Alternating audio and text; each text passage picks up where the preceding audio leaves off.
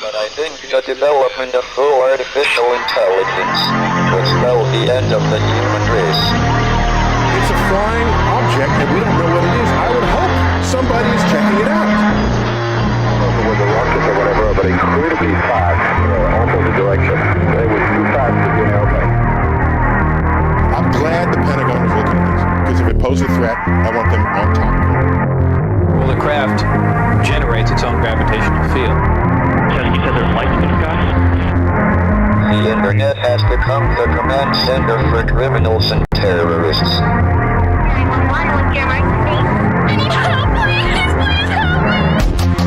Aliens won't let it happen. You know, that's what we're instructed to say. Roswell, Area 51. Alien kept deep under the ground.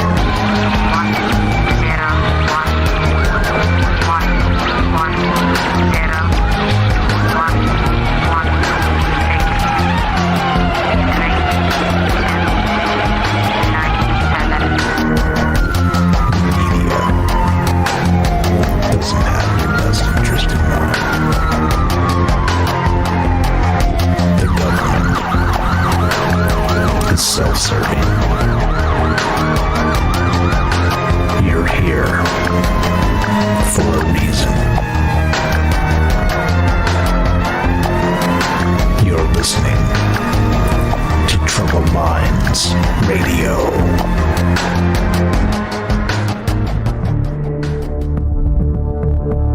Broadcasting live from a secret bunker just off the extraterrestrial highway.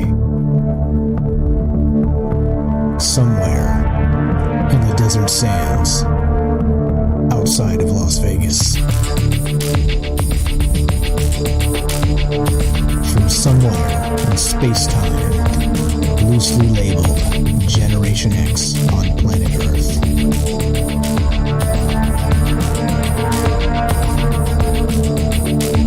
And asking questions of you in earnest into the digital darkness.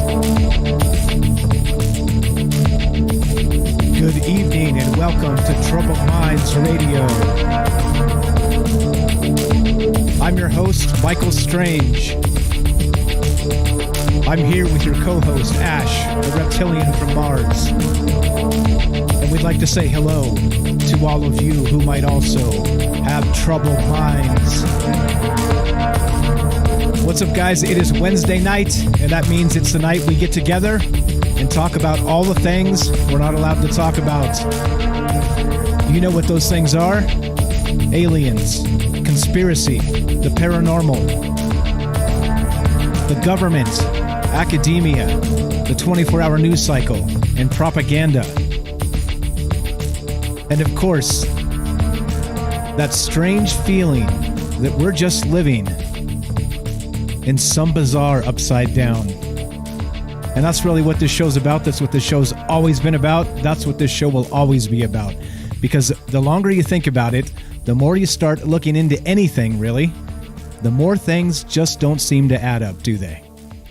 Contrary to popular belief, from what the media might tell you, 2 plus 2 does not equal 5. And here we are trying to figure out why they're trying to tell us that, and that's what's going on. This show's live. This show is always live. This show's always been live. If you want to be part of the show tonight, the number to call, 702-957-1037. One more time, that's 702-957-1037. We are streaming live on Facebook, streaming live on YouTube, streaming live on DLive. We are broadcasting live on the Fringe FM, and here we are talking about aliens tonight. We're going to talk about, well, before we get into that, let's say hi to Ash. Earth to Mars. Do you copy? 1 2 1 2. Earth to Mars. Ash. Speaking of alien. Welcome to the show. How are you, my friend? I'm doing fantastic. How's everyone else doing tonight? Good. Good. I hope good. Good. I was waiting for a response. There's no. Yeah. The radio medium doesn't allow for that. Well, that's okay. That's okay. That's it doesn't work like that. Human technology confuses me. I figured you'd have that by now. We're still working on that. Maybe we'll get that down with the ESP situation as Well, hey, it's funny I bring that up. What are we talking about tonight, Ash? Wow, look at this guy. He knows how to segue. Yeah, you know what? So we are talking about, we look at aliens, we look at, if I'm here, that's what I'm going to try and steer us toward, aliens and crazy stuff like that. Tonight we're going to be talking about telepathy, ESP. A lot of times you hear aliens talking in your head. That's kind of like what's going on. And, I guess we'll explore that a little bit tonight and maybe how that can work or what it looks like. So, yeah, if you're interested in that kind of stuff, stick around. You got an opinion, call in. And, that's what we'll be talking about tonight. I'm excited to talk about this. What do you think, Mike? Excited to talk about this kind of? Always excited to talk about fun stuff, and this is definitely fun stuff. So if you're new to the show, this is really the show where we kind of drink a hefty dose of the maybe juice.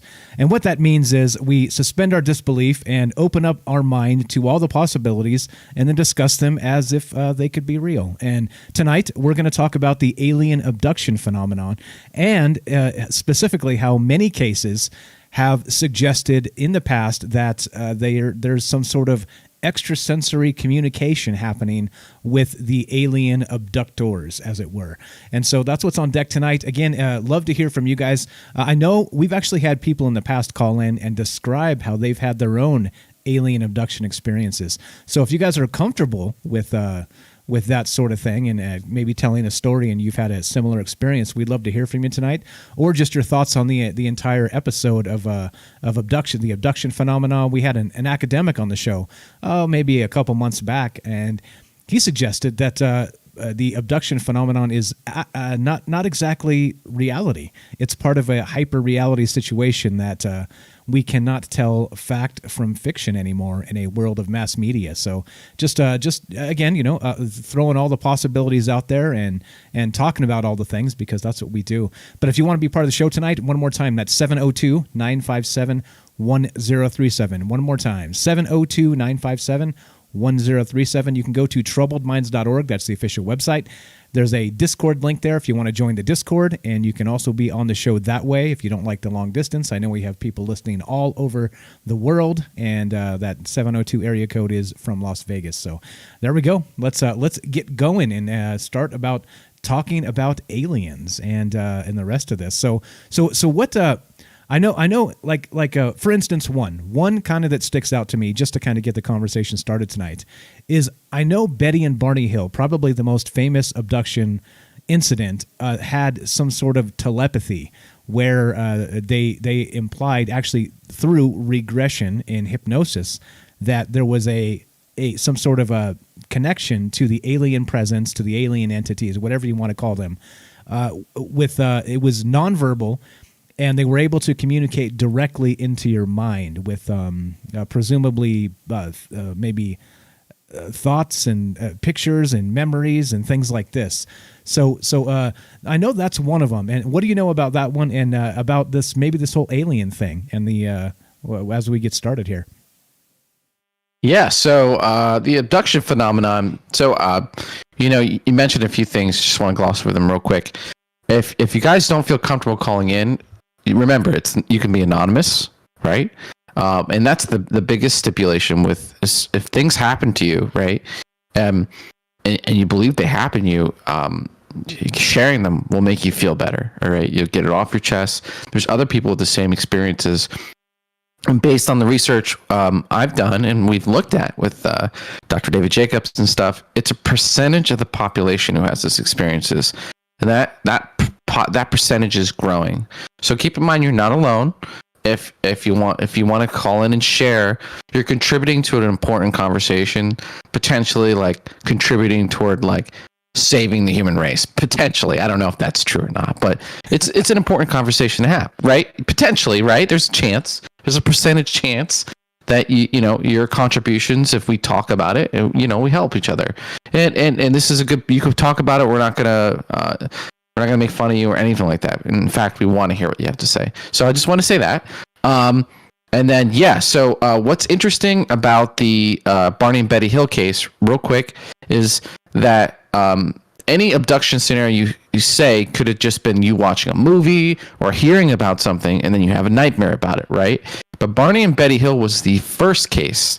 It was the only case at that point that became kind of culturally known. And there's a lot of weird things about that where, her dress was on backwards. There was some material on it. And they didn't even realize something was wrong at first. He had headaches and went to a doctor. And then eventually kind of unwound this story where they were kind of like hunted down on a road and abducted. And it's a pretty crazy story, but it's the first one. What's interesting is that this is a long time ago. It was an interracial couple, so like at that time that wasn't the PC thing. I don't know if that is involved or it's weird that that's the first one we know about. But yeah, just like an interesting data point. But so that was the first abduction, and a lot of the abductions since follow a similar pattern of being taken by these short gray entities and telepathy and all these kind of things. I think anal probing was involved, and I think the guy he didn't even want to talk about it, and he was kind of drugged into revealing more information about it. So yeah, it's like the first one. That's like the existential alpha of abduction. Yeah, and so they did have that actual experience where there was some sort of connection. It was a telepathic connection between the abductors and the abductees, and then of course this came out, like I said, through actual hypnosis. Like you said, Barney had headaches. He goes starts to try and figure out what happened, why things are changing with him physically, and he's in pain and all kinds of different things. And then he goes, and through this regression, they end up discovering that there was an alien abduction. And part of that was this telepathic connection that they had with these entities. Okay, so with that said, just kind of to introduce what we're talking about tonight as we go, but I want to actually be very clear about what telepathy is here. So this is from Britannica. Let's see. Actually, hold on. Let's go to. There's a better one here. This is going to work, actually. Okay. So telepathy is this. By the way, your audio's a little choppy to me. I don't know if it's me or can you in the chat, can you let us know if that's the case? If you hear that little crumpling. But go ahead and continue. Yeah, something like, yeah. We'll see if they say anything. Okay, all right. That's all right. Okay, so here we go. Telepathy is this. Direct transference of thought from one person, the sender or agent, to another who would be the receiver or percipient, without using the usual sensory channels of communication, hence a form of extrasensory perception. While the existence of telepathy has not yet been proved, some parapsychological research studies have produced favorable results using such techniques as card guessing with a special deck of 5 sets of 5 cards. The agent may simply think of a random order of the 5 card symbols, while the percipient tries to think of the order in which the agent is concentrating. In a general ESP test, the sender concentrates on the face of one card at a time, while the receiver tries to think of the symbol. Both subjects are, of course, separated by a screen or some greater obstacle or distance. Scores significantly above chance are extremely rare, particularly as testing methods have become more rigorous. And I can't help but go back to that scene in Ghostbusters, the original, when it starts, in the very beginning, when it starts, and Bill Murray is there, and he's doing the flashcards, the ESP test, and he's got the guy hooked up to like a young man and a young lady hooked up to this this like shock thing, and he's bringing up the cards, and he's rigging the game. So the guy is actually he's if you guys have seen the original Ghostbusters, it's hilarious. Watch the first 5 minutes just for this scene. He's actually nailing it. Like he might actually have a gift, but Bill Murray's just trying to get laid, so he's passing the. She's like, wow. He's like, wow, you're amazing at this. She's getting them all wrong. Exactly. Anyway, but that's the funny part is that he literally got 5 in a row. He could have a gift, but you know what? You gotta get laid, Bill Murray. Not about what you know; it's about who you know, definitely. But okay, yeah. Like every time I kind of this sort of thing comes up, I have a hard time not recalling that scene from that movie because it is the best. But okay, so that's what's going on here. That's what we're talking about tonight, and this is the thing too. So we're talking about extrasensory perception and this telepathic connection between like an alien abductor and a human abductee. Okay, this is the type of thing. But of course, telepathy has been tested widely in many parapsychological circles, as they said there in the definition. And I know many of you out there possibly have tested yourself for this. So if you guys know anything about this again, and you can maybe enlighten us on what this actually feels like, if you can teach yourself telepathic powers or any of these things, right? We're open to hear all that stuff, and we'd love to hear that again. So from you, firsthand experiences without the media spinning it, we get to hear it straight from you, everybody out there listening. So one more time, 702-957-1037. That's 702-957-1037. So how about this, Ash? Have you ever had like that was not good. Had an experience where you it was maybe like a ESP type situation. Like for instance, I'm sure this happens to a lot of people. This happens to me often, where let's say you think about your mother, and then she calls you like 90 seconds later, stuff like this, right? Like it's not like a direct text message sort of thing, nothing like that. Mom, call me, or something like this, or anybody for that matter, where you think about somebody in particular, and then almost immediately you get a phone call or maybe a text message from them. Has something like that ever happened to you? It happens to me all the time. Really? I don't really have that specific experience, but I've heard that like 3 or 4 times where someone like died and then they like sat up in the middle of the night, like and then they called that person, or that they were thinking of each other and they woke up in the middle of the night and they called each other, or yeah, I've heard those experiences, which are pretty crazy. I wouldn't say I've ever had that experience specifically, but what I have had is even as an early age, I kind of knew certain truths, whatever that means. As a kid, I knew things that no one explained to me. I knew that karma was real, that like, if you're good and you keep giving, you'll receive. I knew that. No one ever taught me that. I never went to Bible class, none of that stuff. Like I knew that. Like it was ingrained in me. And only when I got older later, I was like, why did I even think that's true, right? Like, where did I get that? And another thing is that kind of like manifesting, like if I really want something and I kind of give it the right energy, even as a little kid, it would kind of manifest to the point where I was at a carnival, and I won't go off too long, but I was at a carnival and I was walking around, and I didn't have any tickets to play the games, and I was like, man, I really want tickets. You know what? I'm gonna walk around until tickets come to me. And I'm walking around. I was literally only walking around for 5 minutes, and this guy comes up to me. He goes, "Hey, kid, you want these tickets? I gotta leave." And I was like, "Sure." And he handed it to me, and I was like, bingo. But like as a little snot-nosed kid, I was like, all right, I'll just walk around until these tickets come to me. And it came to me. It was like 5 minutes later. But yeah, I don't know. I don't know if there's like a law of the universe or telepathy, or I haven't, but I've heard some crazy stuff. Have you had? So you've had that experience yourself? Yeah, it's mostly manifest in that. And again, like I said, some of these things are you can kind of quantify them as coincidence, right? Of course, it would have to be, it would have to be to actually prove this is an actual ESP situation. You'd have to have more than just kind of like anecdotal hunches. And, and then again, kind of like back to movies for just a sec, signs. What kind of person are you, Do you believe things happen for a reason, or do you think things are just random? Right. We're out there just bouncing around in the universe.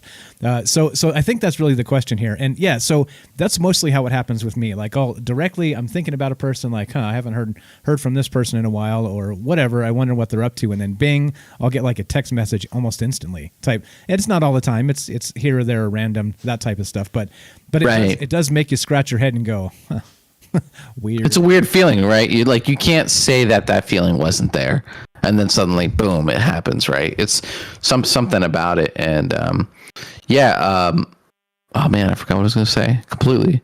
That's right. But I haven't had that experience personally. But like I said, I've heard that a lot, and I've tried, man. I've tried with like friends. I don't know, like a dozen friends, you play that game. We're like, all right, guess the card, you know, like the Bill Murray thing. I can't really say I was doing a scientific experiment, but giving it a shot, showing them the card and going back and forth. Yeah, I don't know. But you mentioned something. It's hard. It's a hard thing to quantify. It's a hard thing to prove, no matter what, right? Even if you have like 12 back-to-back stories, you could still be written off. That's the thing about it. Exactly. I got some actual good stuff from chat here. Let's read just a couple of these. David says this. I've experienced it a few times. David from YouTube, what's up, man? Telepathy is like really weird. It happens when someone is worried about how you are going to react or feeling.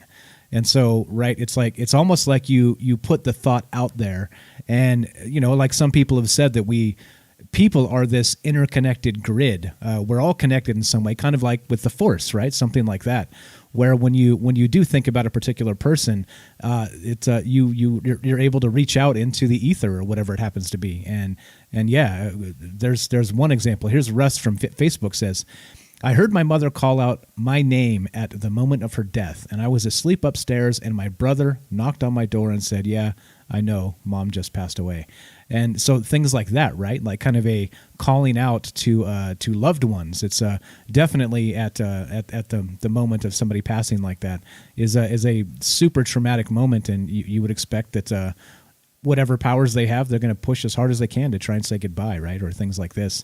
One more real quick. Magdalena, what's up, says, the call texting thing happens to me all the time. Also, time synchronization. Now that I'm aware of it, I'll get the urge to check the time. Thanks, Matrix. And there you go.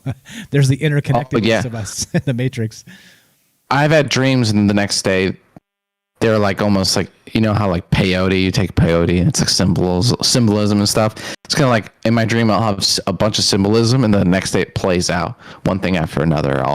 In my dream, I remember looking at birds like flying by, and then that day I look up and there's the same flock of birds and crazy stuff like that. But like, getting into this is like, how does this stuff work? Is this stuff real?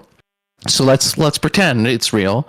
And using the alien abduction stuff where they do communicate telepathically with people, how's if we're drinking the maybe juice, how is that done, right? And so if we're going to take that last comment, someone's passing away and you feel the presence, does that mean it's on a soul level, or does it mean it's on a genetic level? Like what is the technology? What is the reality behind it?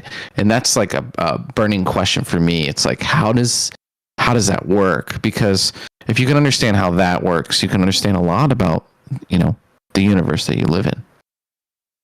Exactly. Yeah, we got some good chat, guys. Go ahead and share your story. I'll read your stories if we have time here.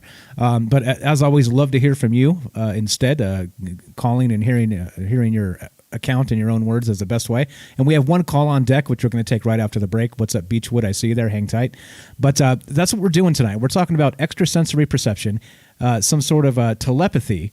Is this stuff real, and how does it actually connect with the alien abduction phenomena? So that's what's on deck. That's what we're doing tonight. One more time, if you want to be part of the show, 702-957-1037. That's 702-957-1037. And as always, if you're looking to hear weird stuff, interesting things, a good conversation, you are in the right place.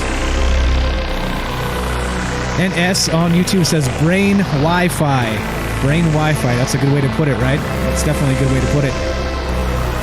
You're listening to Troubled Minds. I'm Mike. This is Ash. We're talking about ESP tonight. Extrasensory perception and telepathic communication. Love to hear your stories.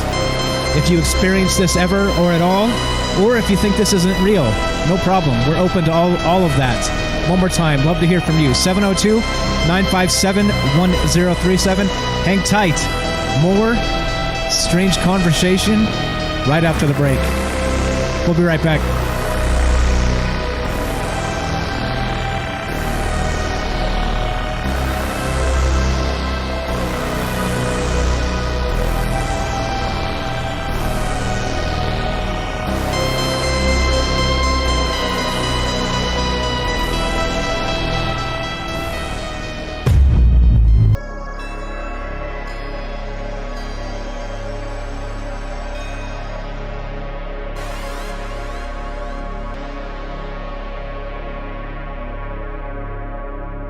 Welcome back to Troubled Minds. I'm your host, Michael Strange. I'm here with Ash, your co-host. We're streaming on Facebook, streaming on YouTube, streaming on DLive. We are broadcasting on the Fringe FM. Tonight, we are talking about ESP. Stories of alien abduction, where the alien abductors were able to communicate with people simply with their mind in a telepathic sense. Do you believe this is possible? Do you believe this is real? That's what's on deck.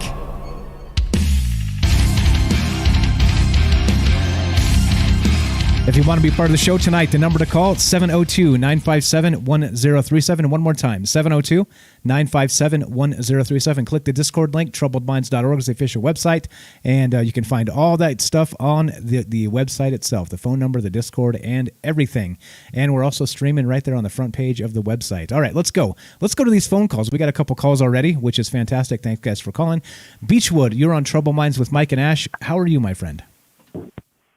I'm wonderful today. I'm doing better than wonderful. Right on. Love to hear it. I'm in my I had a dumpster that needed to be picked up, and they finally picked it up today, so I'm like super excited. At my house, I've been cleaning out. We've been doing a big clean out here. But anyways, great topic tonight, with the telepathy, because relates to my story 100%, and I've called before and told my story. And the memories I have when I was there, what I was told is that telepathy, when I got taken to this other world, there was like a telepathical grid. And you could hear so many thoughts, like it's enough to drive you crazy. So I couldn't tap into it per se, but a person looked at me and talked to me and said, they talked to me telepathically and then acknowledged the fact that they did. So it's like the fact, and this is just a memory. It's like a total recall thing, because I called before. I don't know if it actually really happened. I'm confused. I feel I've been abducted. But telepathy, I believe that it's naturally in the human, biology, but it's all dumbed down because we're so polluted. And I have memories that we're all one species. We're one connected species, and we naturally have this ability to communicate with each other. And, naturally we pick up on empathy, people's feelings and stuff. I think that exists naturally. I pick up on that well, and I honestly try to avoid it. But it's 100%, it's so questionable. And I didn't know how to approach it, but I know a pair of identical twins. It's my friend's little brothers. They're identical twins, and they say they can talk to each other.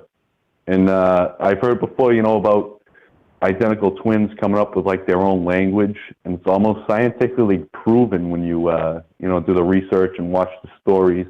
It could still be a myth, but there's extrasensory perception is dumbed down in the human mind, and animals still have it. So many animals still have it, and we see it. And a good example was I heard when the tsunami happened that animals recognized that, they recognize weather before it happens, and they adjust accordingly. So you see that extra sense in nature that we don't have. Kind of like when someone's watching you and someone's standing behind you. We kind of feel we have this extra sense. And I think it's absolutely there. And when I got taken to wherever I was taken, this world, they showed me it was like a grid, but it was more like the toxins in your body, almost like an MRI machine worked, like where you have this dye in your body and they can see you on this grid because it's technological. It's from technology. And then there's also another grid that exists that's biological, that we're all connected because we're all humans. And it's just a weird coincidence. All right, I'm busy today. I'm running all over the place, but my neighbor stopped by, great guy, he came by tonight specifically. He came by, he had a joint. He was like, oh, we're going to smoke a joint. We're going to watch the South Park vaccine special. And that's brand new, just there tonight. And they're they're talking about adrenochrome, underground pedophile societies. Like, it's in every conspiracy is right there on mainstream, media. It's not media, it's entertainment, but it freaked me out a little bit. It's so weird how the correlation between the conspiracies and the mainstream media.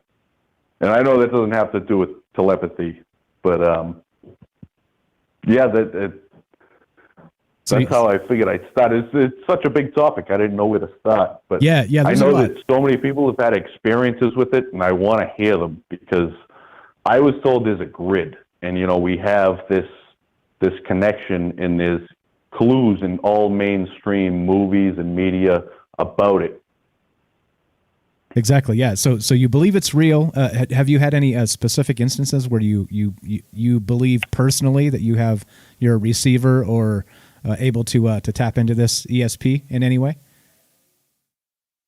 I have had deja vu with coincidence to the point where puts you in the padded room. I can keep it together now, but it's almost like we're in a time loop. And what's going on now is actually part of it. Kind of saw this a while ago, this wake up thing with people talking. And me personally, I have this thing with musicians. Prince, Tom Petty, and Aretha Franklin, I had both mentioned the day before they died. And someone else picked up on it. It wasn't me. They were like, wow, you killed musicians, huh? So they're like, who's next? And they started naming all their favorite musicians. And I was like, oh, no, because I like music, But bizarre coincidence, which I take that loosely. Of that course. Can happen. Of course, can happen. I wasn't looking for the Grim Reaper moment tonight, but you brought it. I Beechwood, thank you. I could be the Grim Reaper. I don't know. I appreciate the call, man. We got a call right behind you. Thank you for breaking the ice tonight. Thanks for sharing your story. Thanks for being enthusiastic about the show. I love you, man. We'll talk to you soon, okay? Awesome, my friend. All right, later. All right, thanks. Have a great night. There you go. That's Beechwood from Massachusetts, guys. And if you want to be part of the show, just dial the phone number, 702-957-1037. One more time, 702-957-1037. You can join the Discord, troubledminds.org. And we're talking about telepathy tonight. We're talking about extrasensory perception and how that relates to the alien abduction phenomenon, meaning that aliens have reportedly, in some of these abduction stories, which we'll get to some specific stories a little bit later tonight, people have suggested that aliens are able to communicate with them with a extrasensory type of thing. A quick comment on that call before we take the next call, Ash? Yeah, it's what's interesting is on some of these abduction events, people kind of get a glimpse. It's like he mentioned something about a grid. It's like humans get a little peek behind the scenes of what potentially it is, and those stories are always very interesting to me. It's like, what does that mean?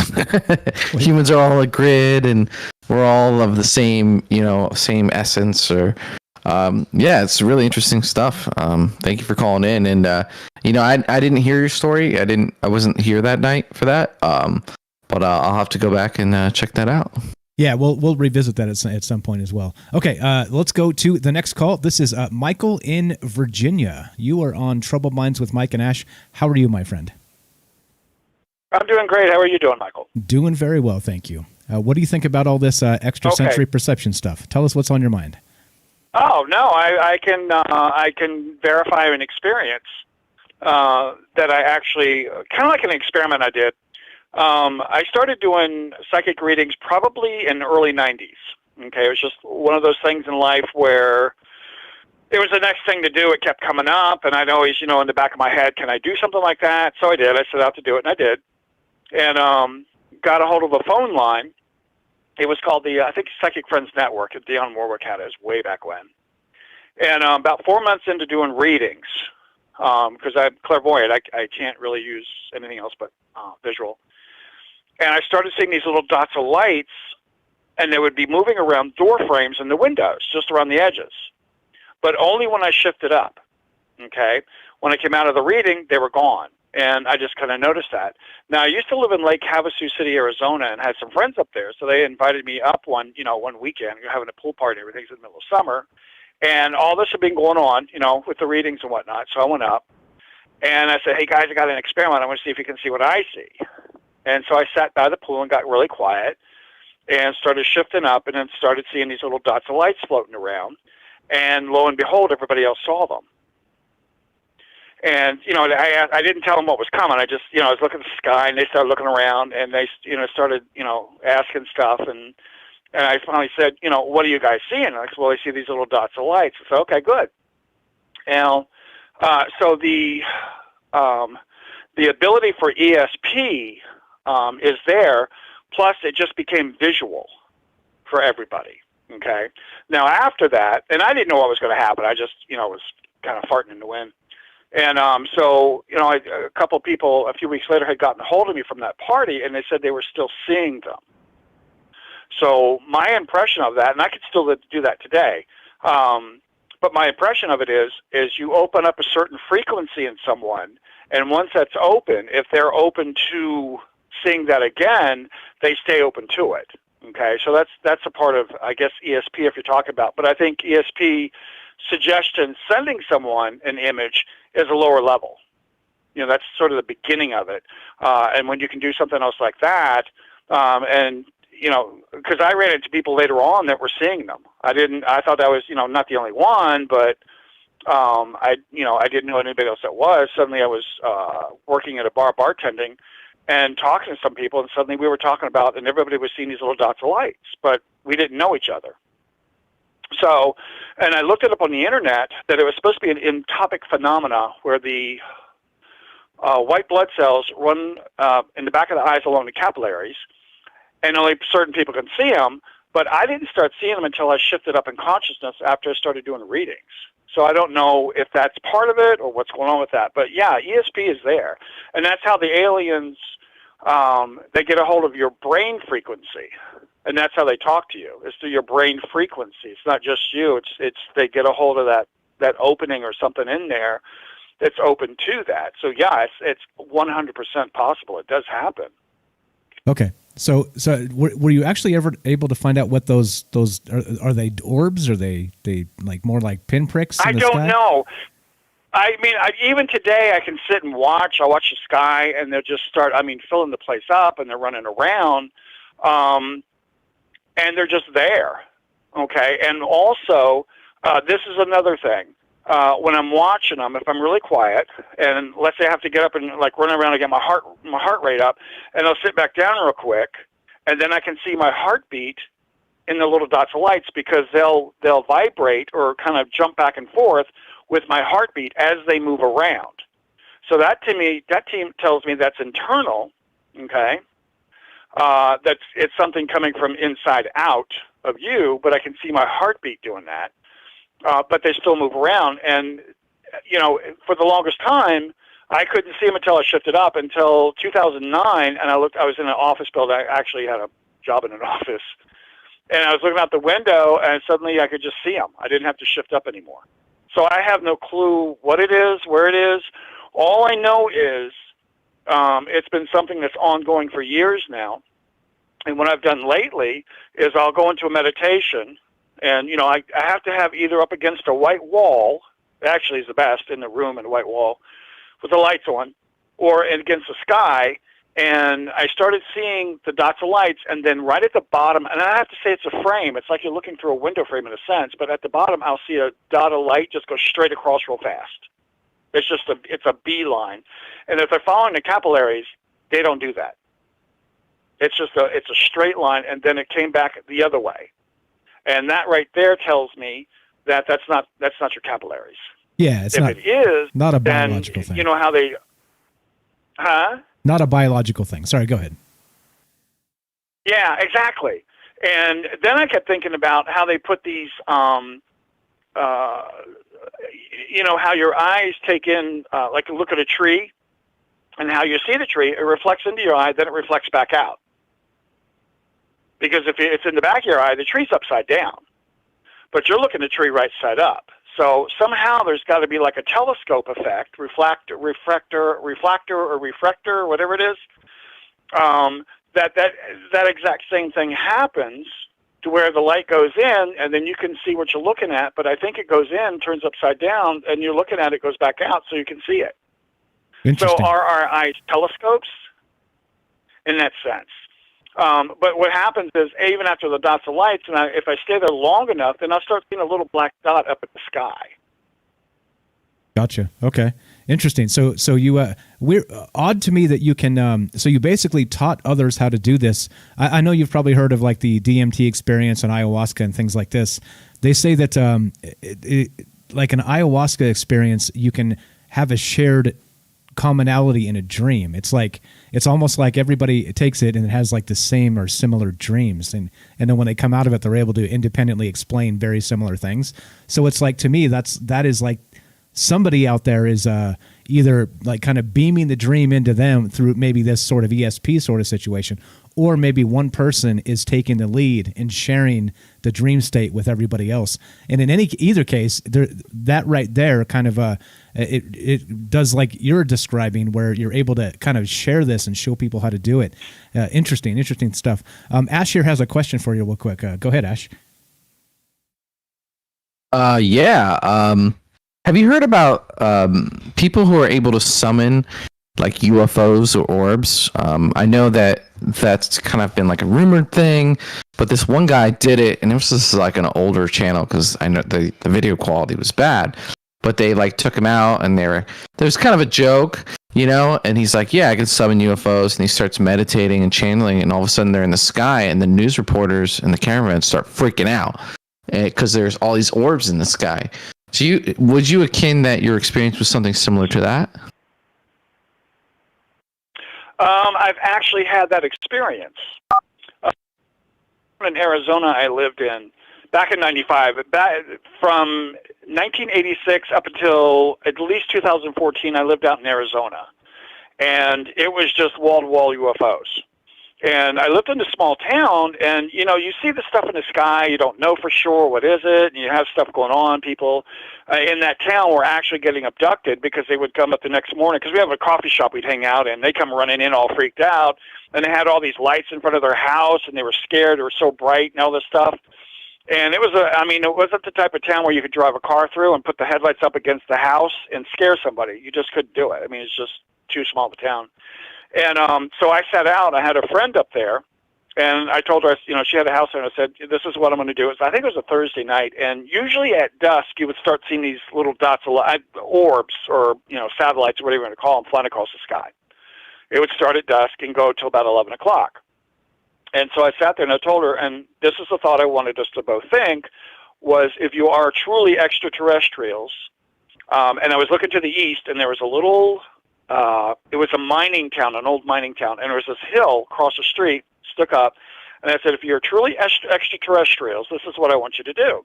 I want you to stop over top of that hill, throw out a major bright light, just stop and just, I mean, you know, throw it out, make it sunshine, and hold it for like 30 seconds, close down the light, and then move to my left, okay?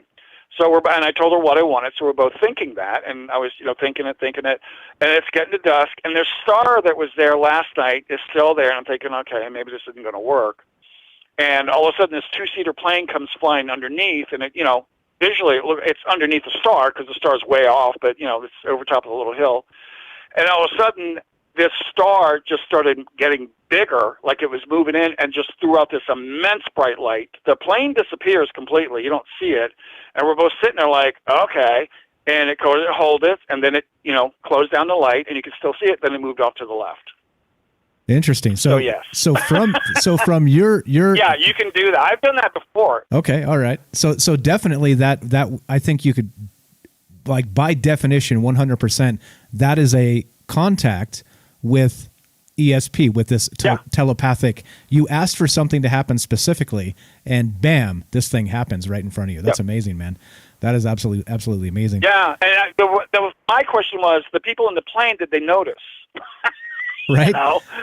With all that light, 'cause it was bright light, I kept thinking, and the plane hadn't traveled much further than what it was, because it was just underneath the star. I would call it a star, underneath the star, and when the star dimmed down, it was still underneath the star. That's amazing. And then it moved on. You didn't hear it either. The sound, the plane disappeared, and then once the light dimmed down, you could hear the plane again. It was moving again. So I don't know if it froze or what happened. I've had a ton of stuff like that happen. Okay, so definitely, without a doubt, you say ESP is real and telepathy is a thing. Oh yeah. Okay. All right.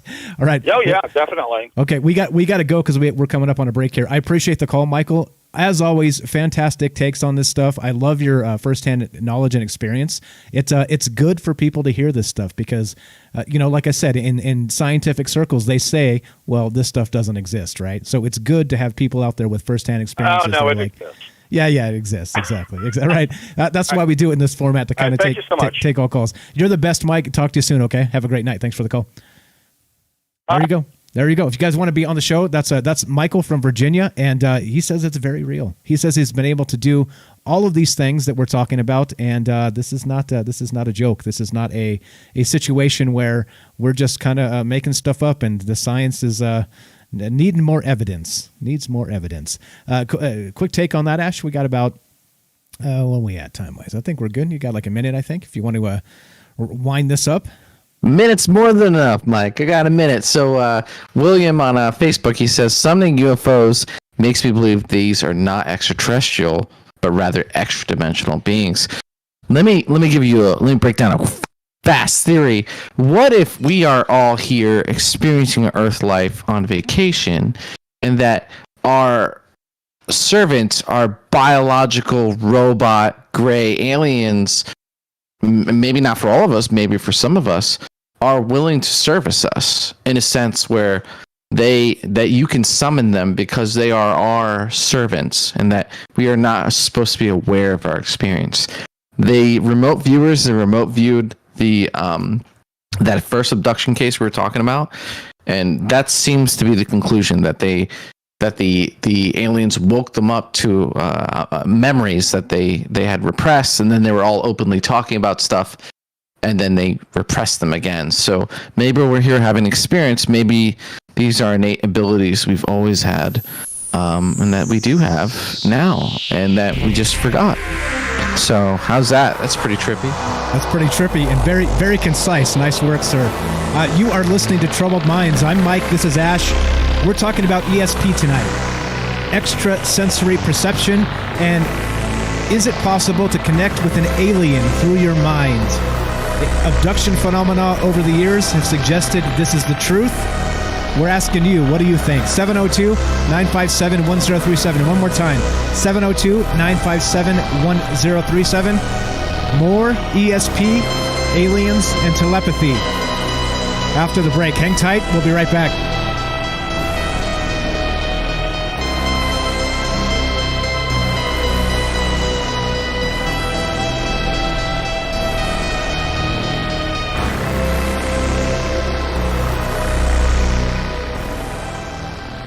This is Michael Strange from Troubled Minds. Did you hear that scientists recently discovered radio waves coming from Proxima Centauri? Well, I cannot confirm nor deny. We are broadcasting from that neck of the woods. You are listening to KTLK, The Fringe FM. I wish none of this had happened. So do all who live to see such times, but that is not for them to decide. All we have to decide is what to do with the time that is given to us. There are other forces at work in this world, Frodo, besides the will of evil. Bilbo was meant to find the ring, in which case you also were meant to have it. And that is an encouraging thought.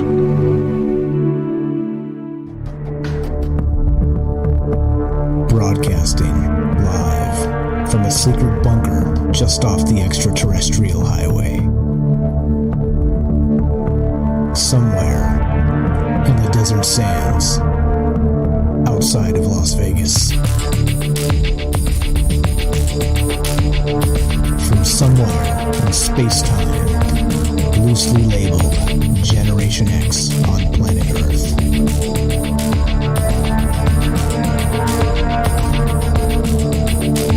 And asking questions of you in earnest into the digital darkness. Good evening and welcome to Troubled Minds Radio. I'm your host, Michael Strange. I'm here with your co-host, Ash, the reptilian from Mars. And hello to all of you who might also have troubled minds. What's up? It is Wednesday, the day we get together and talk about all of the things we're not allowed to talk about. Aliens, conspiracy, the paranormal, the government, academia, the 24-hour news cycle. And most importantly, how it just seems the entire world we live in is one big upside-down world. We're broadcasting live on the Fringe FM, streaming live on YouTube, Facebook, and D-Live. If you want to be part of the show tonight, 702-957-1037. One more time, 702-957-1037. And we're talking about ESP, extrasensory perception and telepathy, specifically with the alien abduction phenomena. And with that said, testing 1, 2, Earth to Mars. Ash, are you there? Earth to Mars. 1, 2. Humans. Can you hear me, humans? Loud and clear, my friend. Loud and clear. All right. So you actually had a thought as we were getting into this and had to take a quick break there. What were you saying? Now let's get right back into it. We had a great call. Michael was talking about ESP is a thing. You can actually contact aliens. They can contact you. It goes two ways. And you had a fantastic thought. Let's get into that and the rest of the stuff we're talking about tonight. Well, crazy thought. It's just, if you're able to interface with these beings, summon them down, basically summon them in any capacity, what is the ramifications of that?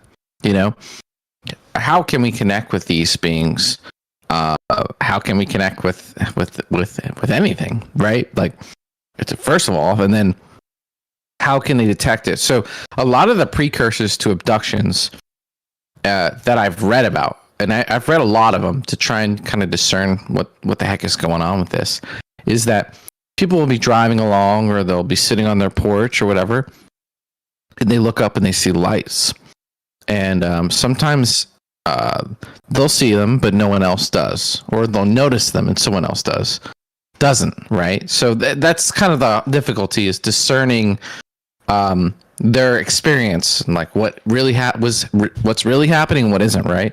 But they'll notice things up in the sky and they're like, oh, that's crazy, and it'll almost put on a display for them specifically. They'll see it for a period of time, almost validating that they've had an experience with this light in the sky. And then later on that night or shortly afterward within the week, that's when an abduction experience will happen. So what does that mean? Is it like, are they looking for people that they are that they can connect with? They're floating around, and then you look up and you activate this innate ability to connect with them. And what is this innate ability? Is it something that we've had? Like, are we part of an ancient civilization where we've had this software installed in our DNA for millions of years? How old is our civilization, right? Or is this something that they themselves have installed, some upgrade? It's almost as if there is they possess a more powerful version of this or something, and that we have some sort of watered down version of it over time or on purpose, right? You know what I'm saying? Where that when you look at these abductions, you look at these beings, there's a hierarchy of the ability to influence each other. And the higher you go up in the tier, the more powerful that ability would be. And so us as being like, the people on the ground, we have the least of this ability, but we still have this ability nonetheless.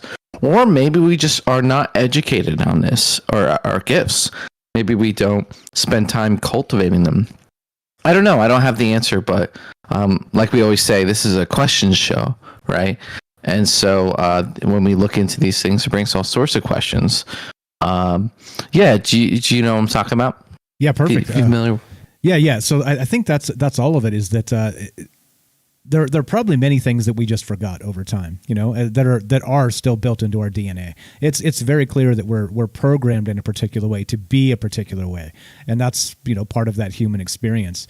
And so it wouldn't surprise me a single bit if we were, like they say, we only use 3% of our mind or 5% or something like that, right?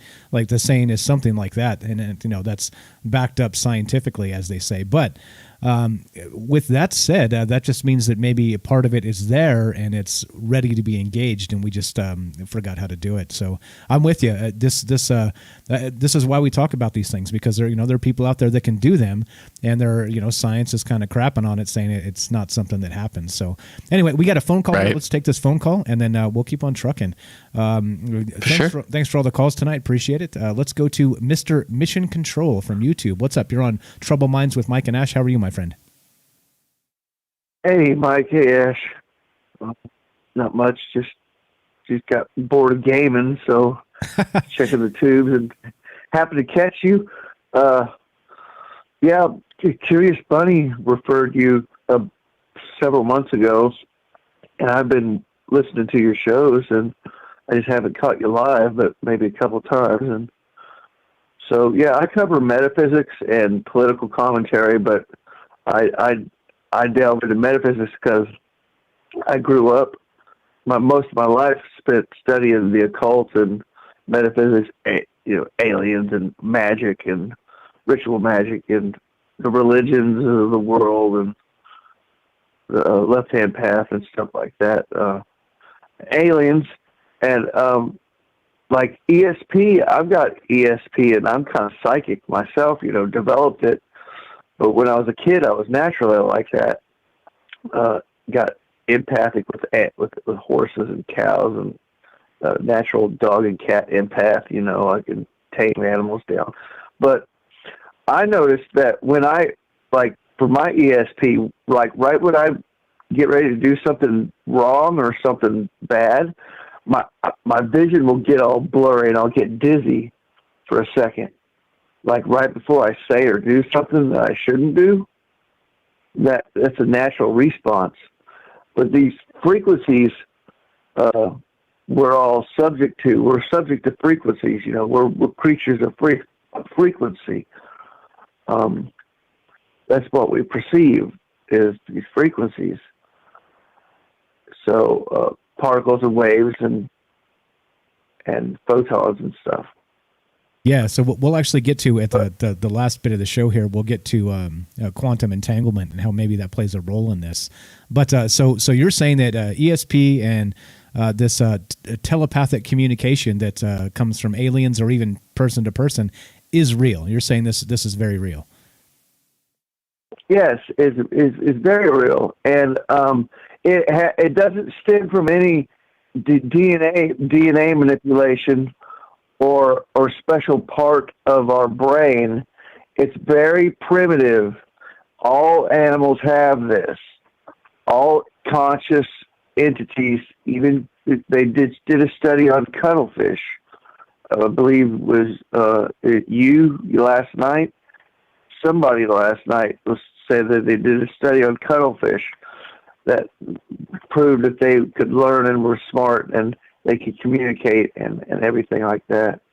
From amoebas to bacteria, we all communicate with our functionality frequency we give off as a entity. As a physical entity, we give off a myriad of frequencies just existing. not counting our brain waves, and then you get down into our hormones.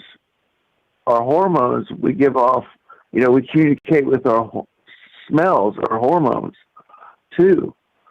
So, like, when you walk into a room full of menstruating females, you get aroused if you a male with plenty of testosterone. If you're not a soy boy or something like that, what they're well, as a reptilian, I get hungry. As a reptilian, you get hungry because you smell. You not only smell blood, but you smell the reproductive hormones of those women, and that's what turns you on.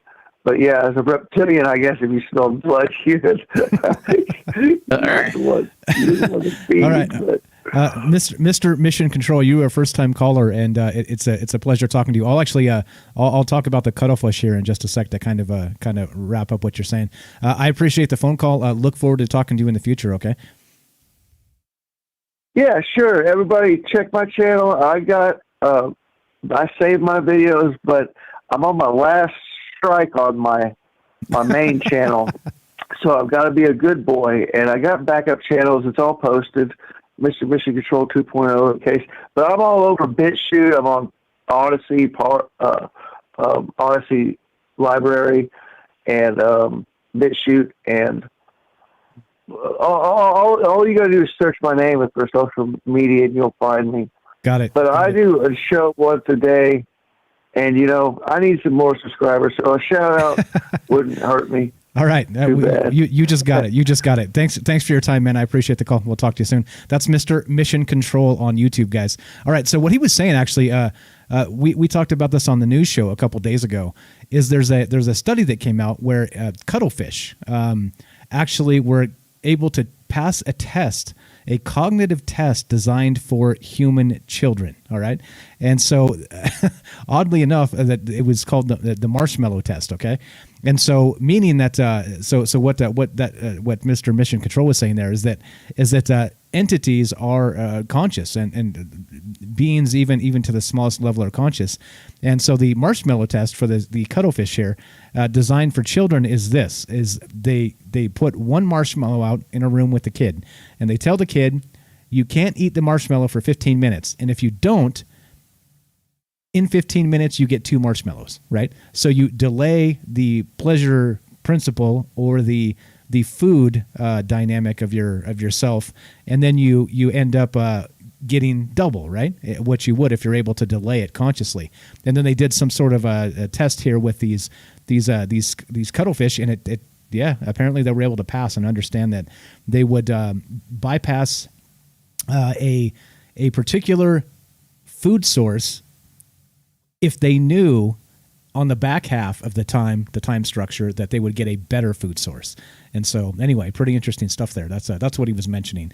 And we did talk about that on the news show a couple days ago. But yeah, great stuff. Great call. Appreciate it, guys. But okay, now let's get into some of these alien abduction scenarios there, Ash.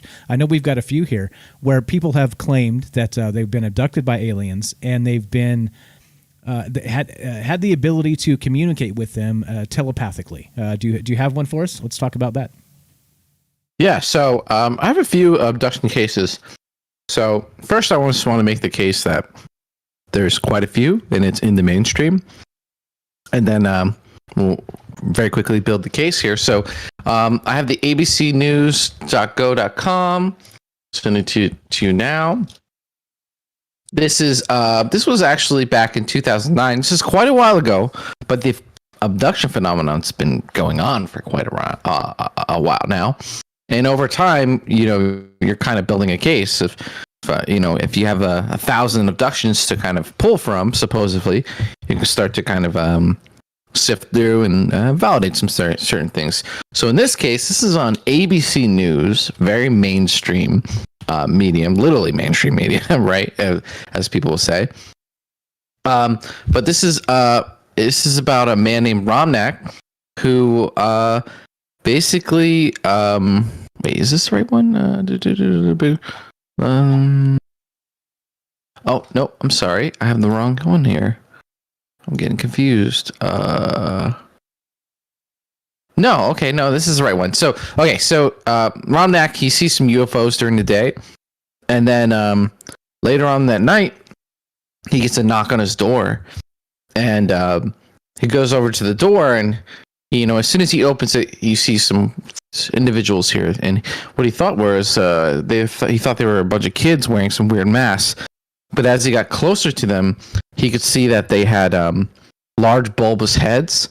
And he could see the veins in their heads and their eyes. I mean, he could see in full detail these beings he was looking at, and he felt compelled to kind of like invite them in.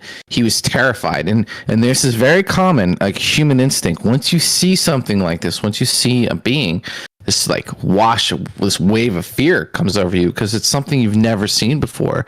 And we've talked about this on prior shows, talking about that fear. Is this something that's like embedded in us for a reason, right? But yeah, and so he's kind of like going back and forth with these beings somewhat telepathically, and then they beam him up. Basically, they knock him out and they take him up. And he had some telepathic experiences with them. So this is like just a case. I'm just pointing out telepathic experiences. The one main case I do want to show is literally another mainstream media site on pbs.org, right? And so this one's speaking about John Velez. So John Velez, he's an artist who believes, I'm doing air quotes, but I mean, I tend to believe by default, and then but I remain skeptical. He believes he was abducted by aliens, and he talks about there's various different ones. There's different grays with pointy chins and different sizes, and a variety, kind of like hive. And that's what's been described previously. There's all different sorts of aliens, and they influence you in what you see and what you think and what you remember. So it's difficult to kind of discern exactly what's going on. But there's something I wanted to point out in this abduction scenario specifically, right? And this is kind of an interesting note to take. So Velez, the interviewer asked him, what is the single most striking thing about their appearance? And Velez says, the eyes. Oh, he starts laughing. What's so striking about it? Well, the eyes. They talk with their eyes. It's their eyes. When you look into their eyes, it's like you get lost in them. They're very deep, and they talk. Their eyes talk. They communicate with you through their eyes. I mean, he's emphasizing this, like, it's a weird feeling. They get very close when they talk. They usually get within inches, so that their faces are right here. And the eyes are all you see, and feel the vision. So I would say the eyes are the most striking. So this guy goes on to say that during his abduction, the aliens showed him apocalyptic events that were coming, of the earth being scorched and being stripped away, and that the aliens were here in some sort of assistance, which is a common thread that happens in abductions. All of these things I just mentioned, where the aliens make some sort of like visual contact with the abductee.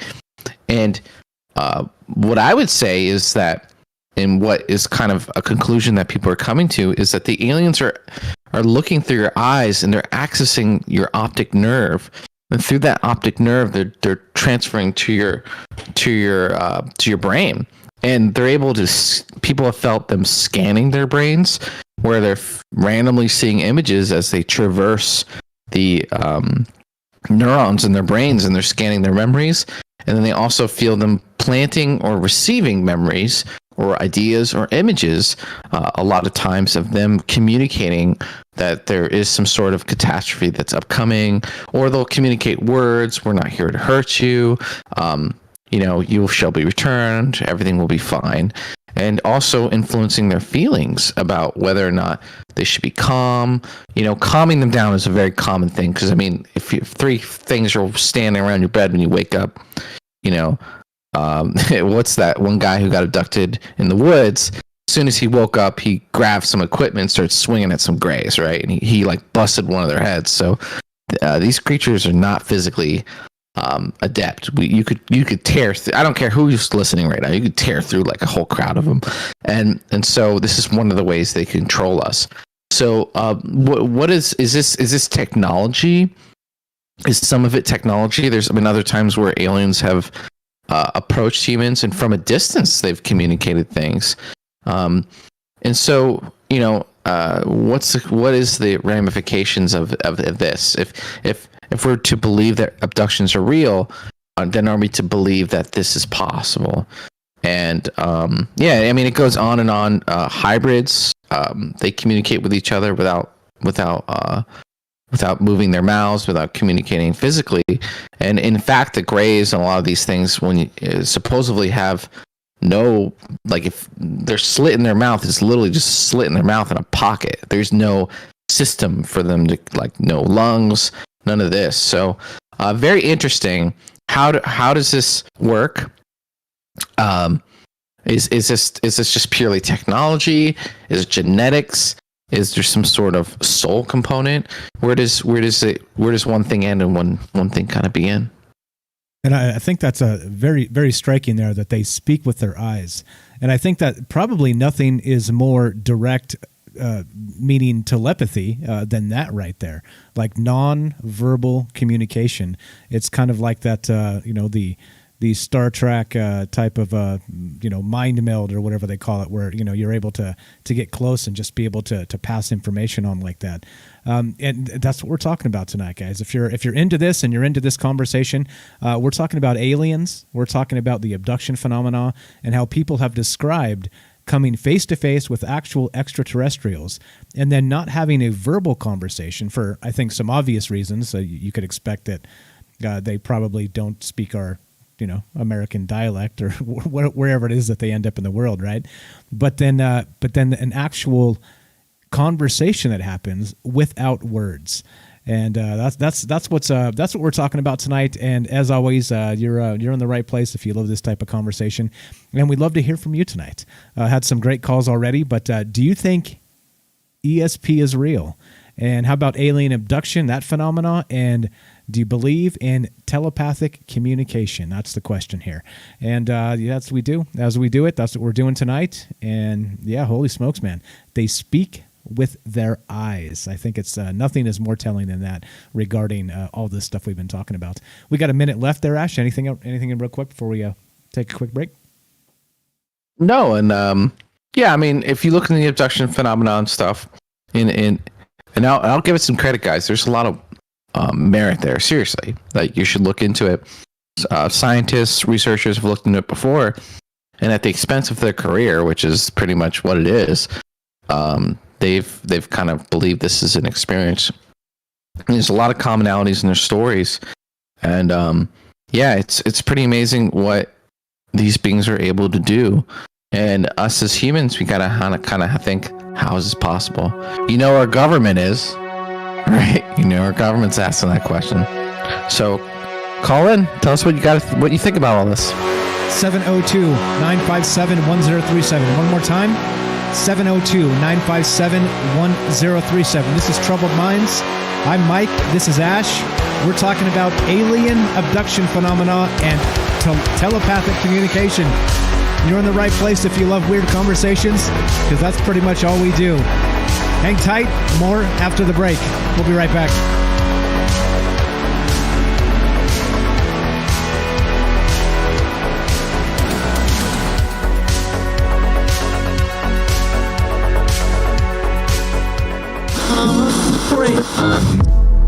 The truth is out there, and so are we. KTLK Digital Broadcasting, The Fringe FM.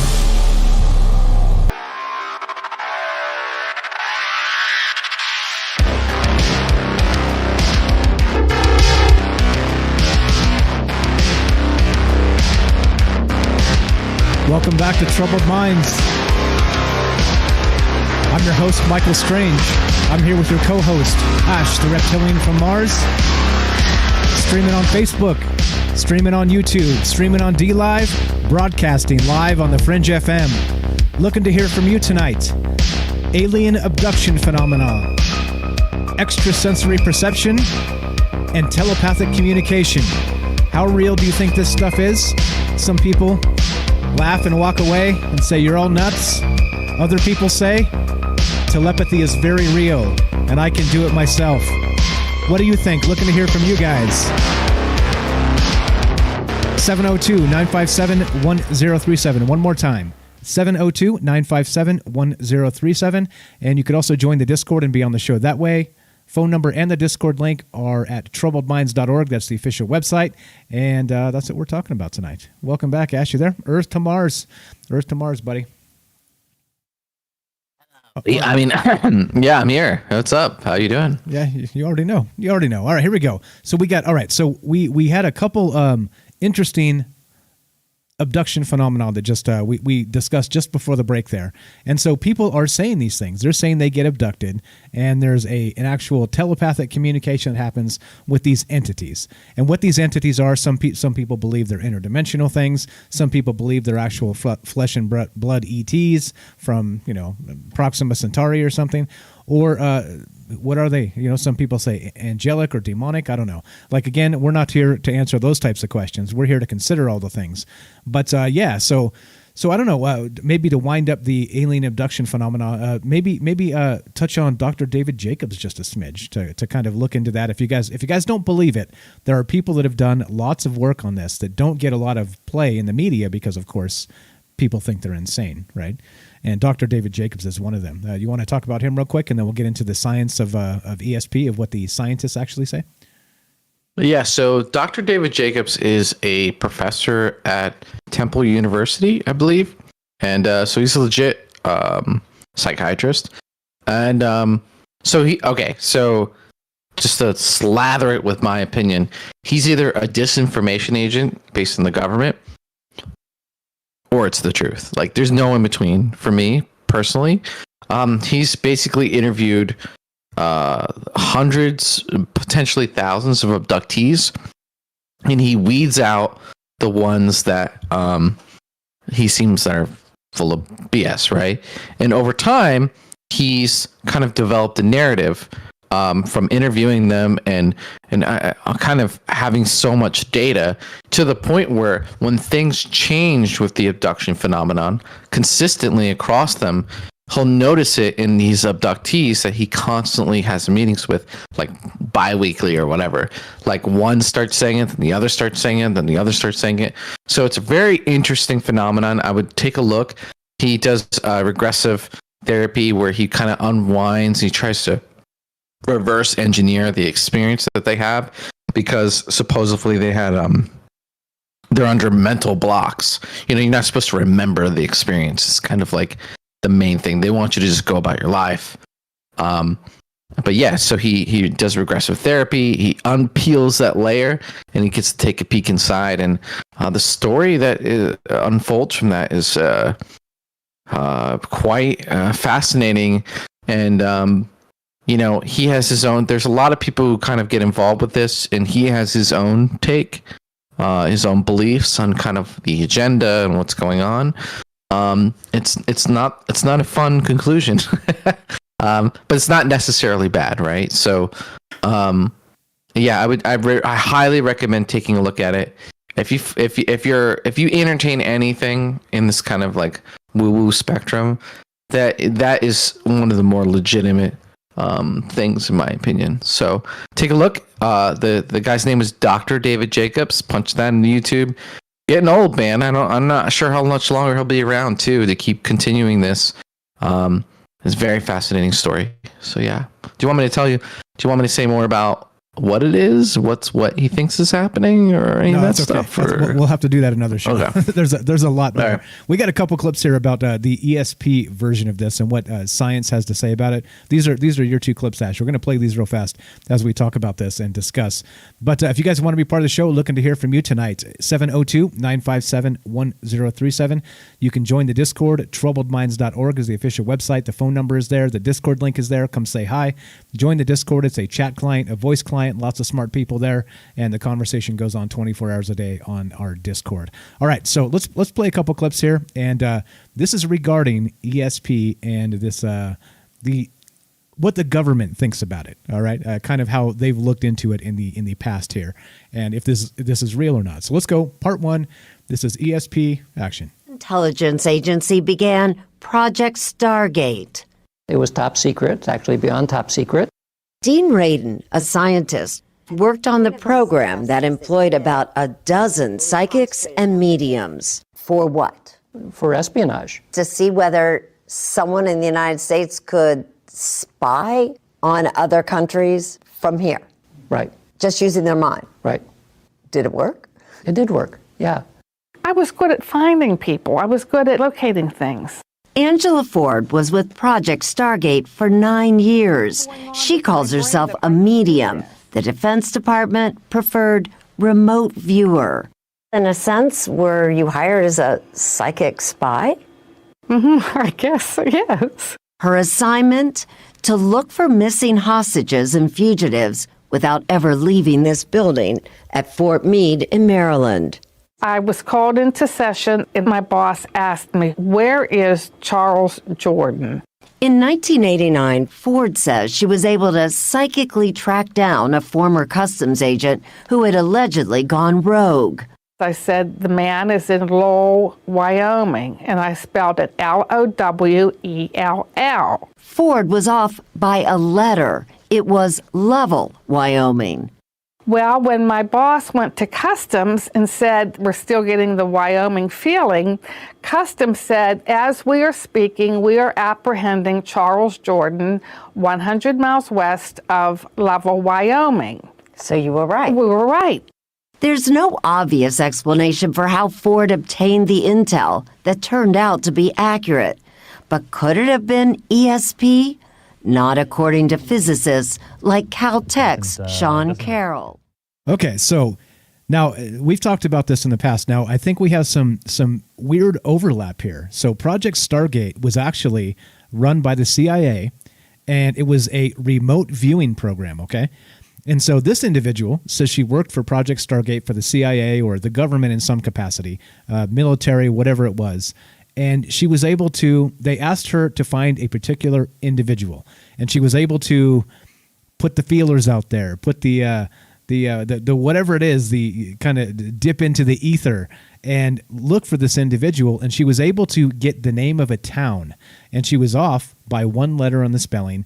And they were actually able to locate this individual and apprehend him from the information that she gave them in this telepathic remote viewing sort of situation, which seems absolutely absurd, right?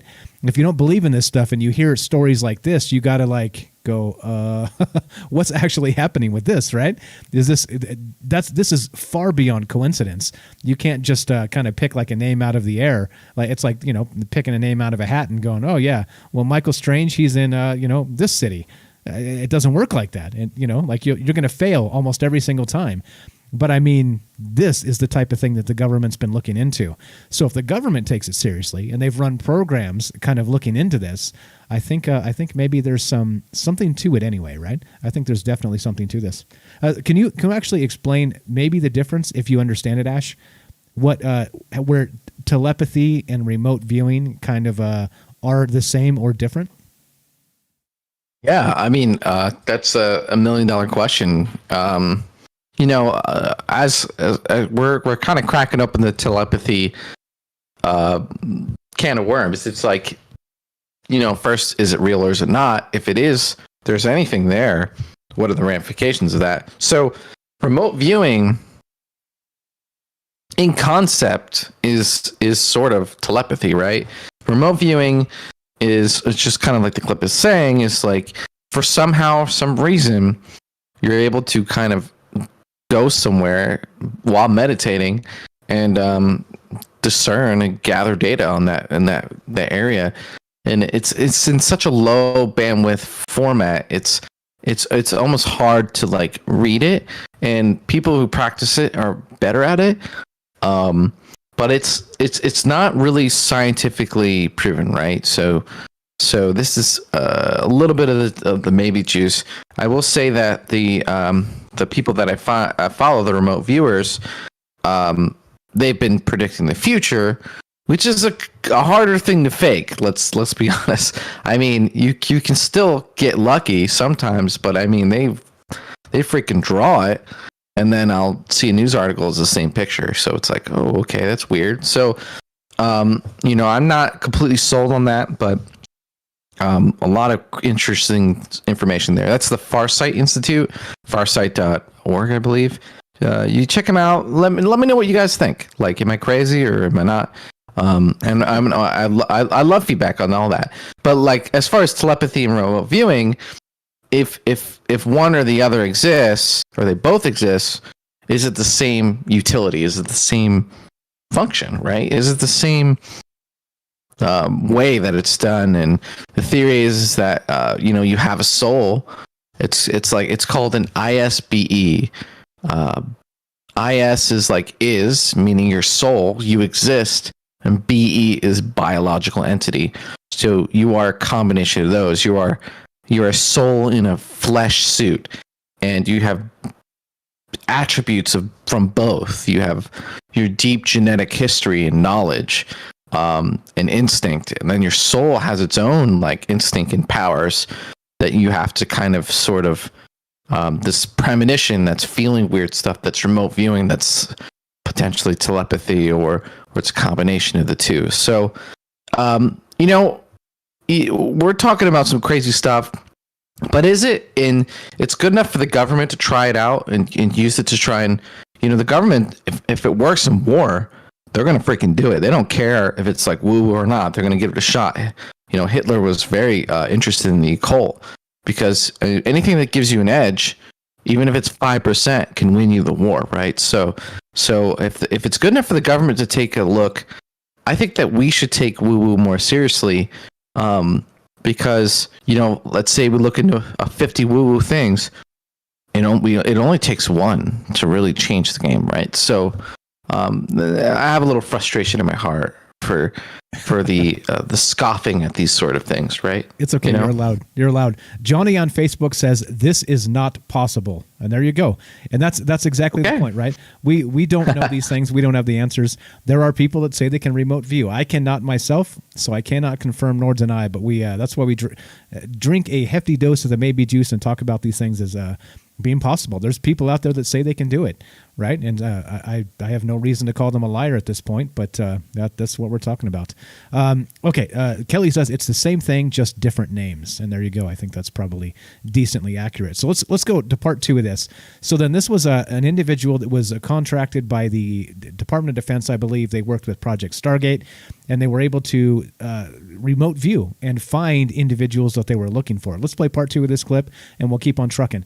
Love to hear from you tonight, talking about now how remote viewing and telepathy may or may not be the same thing, talking about alien abduction and that phenomena, and how people that have described the experiences or been kind of put out of a information came out of a hypnosis type session, a regression situation where they say they were in contact with these alien entities with nothing but their mind, in a telepathic situation. So that's what's on deck tonight. If you guys have a take on any of this, and if you think it's fake, that's fine. That's why we do it, right? It's kind of a just put it out there and talk about it as a possibility. So if you think it's fake, don't worry. You're also in the right place. So let's go. Let's go with, actually, if you want to be part of the show, let me read this number real quick, and then we'll play this clip. 702-957-1037. That's a Las Vegas area code. One more time, 702-957-1037. You can join the Discord, be on the show that way as well. Troubledminds.org is the official website. Come say hi. Lots of smart people on Discord. Good conversation going on there all the time. Part 2, Project Stargate, and is remote viewing and telepathy the same thing? Action. Is there such a thing as ESP? No. I think we know enough about the brain to say, no, it really doesn't work that way. We'd be able to test that, be able to put a little receiver next to your head and pick up those signals if they were actually coming.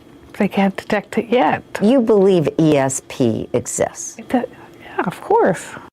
In 1995, Project Stargate was shut down, but government interest in the paranormal has not been completely abandoned. Writer Annie Jacobson says the military is studying soldiers who seem to be able to sense danger. An example would be a soldier out in the battlefield with a unit, and the one soldier says, let's not go down that street any further. I sense an IED. They'll send a robot out, and the robot will locate the buried IED. It's called precognition, sensing what will happen before it does. Dean Radin, now at the Institute of Noetic Sciences that studies ESP, put me through a test. This experiment is going to see if your body responds before you see an emotional picture as compared to before a calm picture.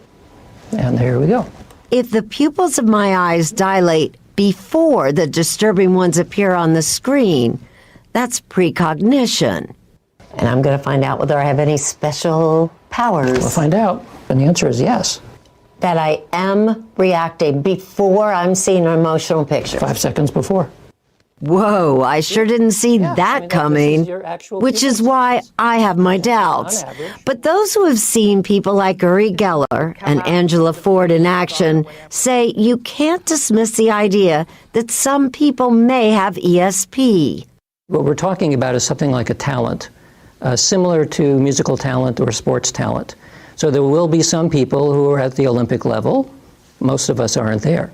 There's instances of unusual situations, but there is no proof. It does not pass scientific muster.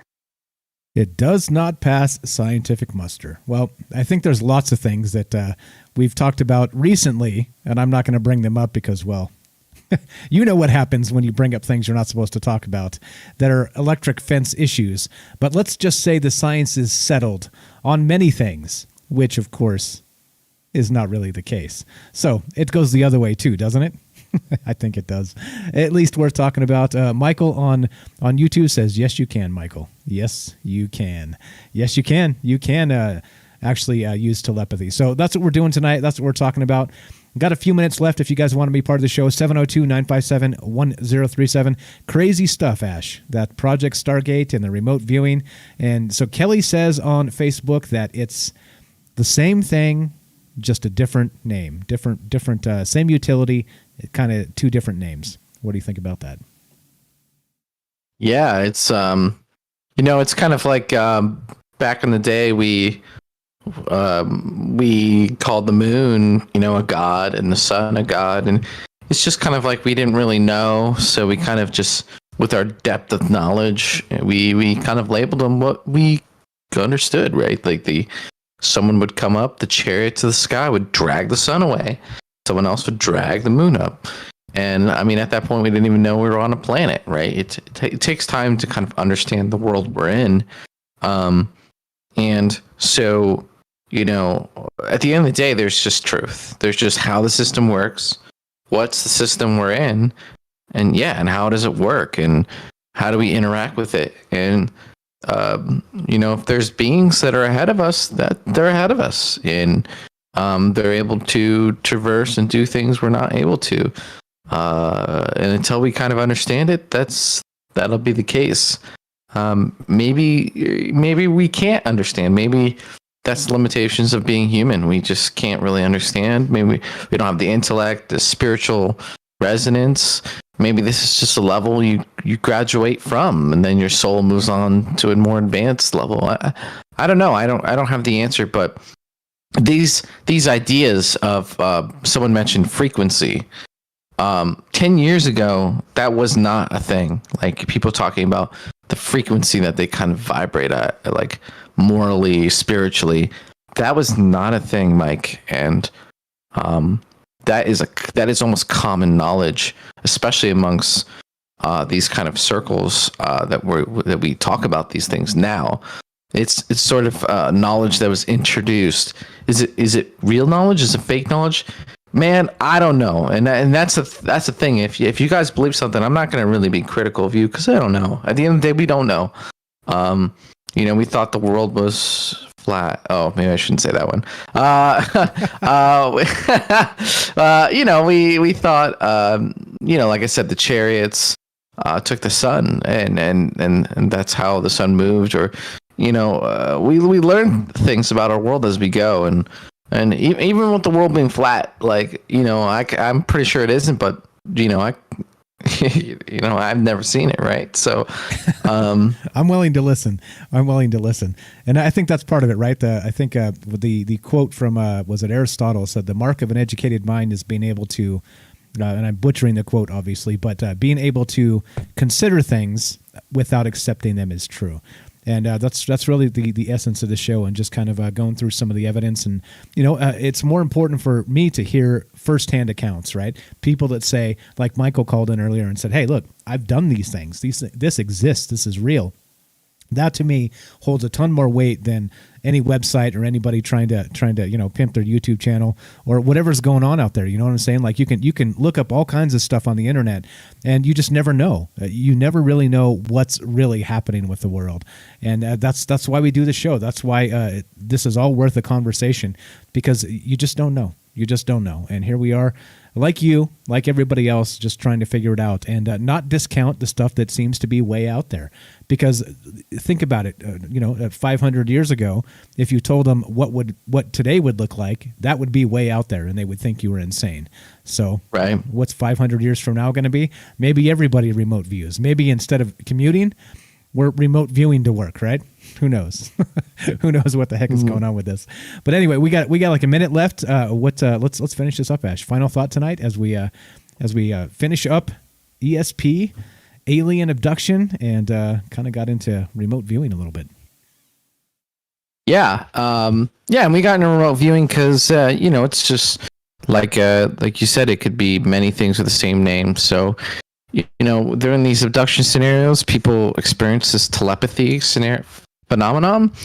And, is it genetic? Is it something our physical bodies have ability to? Is it something our spiritual bodies have ability to? Or is this some sort of technological implant that is some technology that improves the world?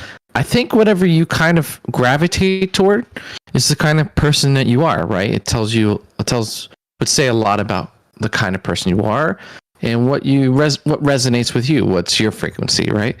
So, move on through life, find your truth. Thank you everyone for calling in. And it's a pleasure to, talk about these things and try and figure this stuff out together, guys. Like you can go to your job and punch in, or you could, but you also are worried about telepathy. That's fine. That's the world we live in. That's the world we live in. Indeed it is. Thank you, my friend. All right.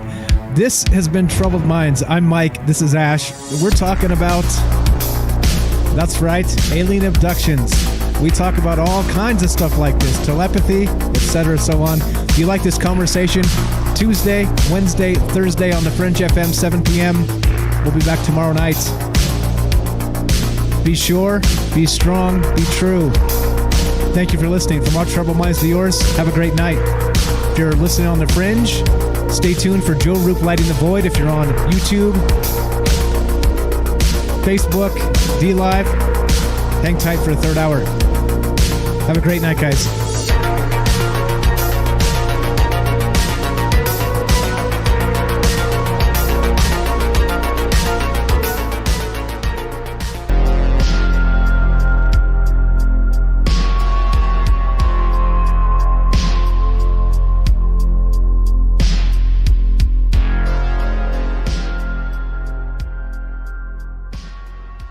All right, welcome back to Troubled Minds. I'm here with Ash. I don't know if Ash is back yet. Maybe, maybe not. We're waiting for the alien screech to let me know. But we're talking about. There it is. Very well done, sir. Welcome back, sir.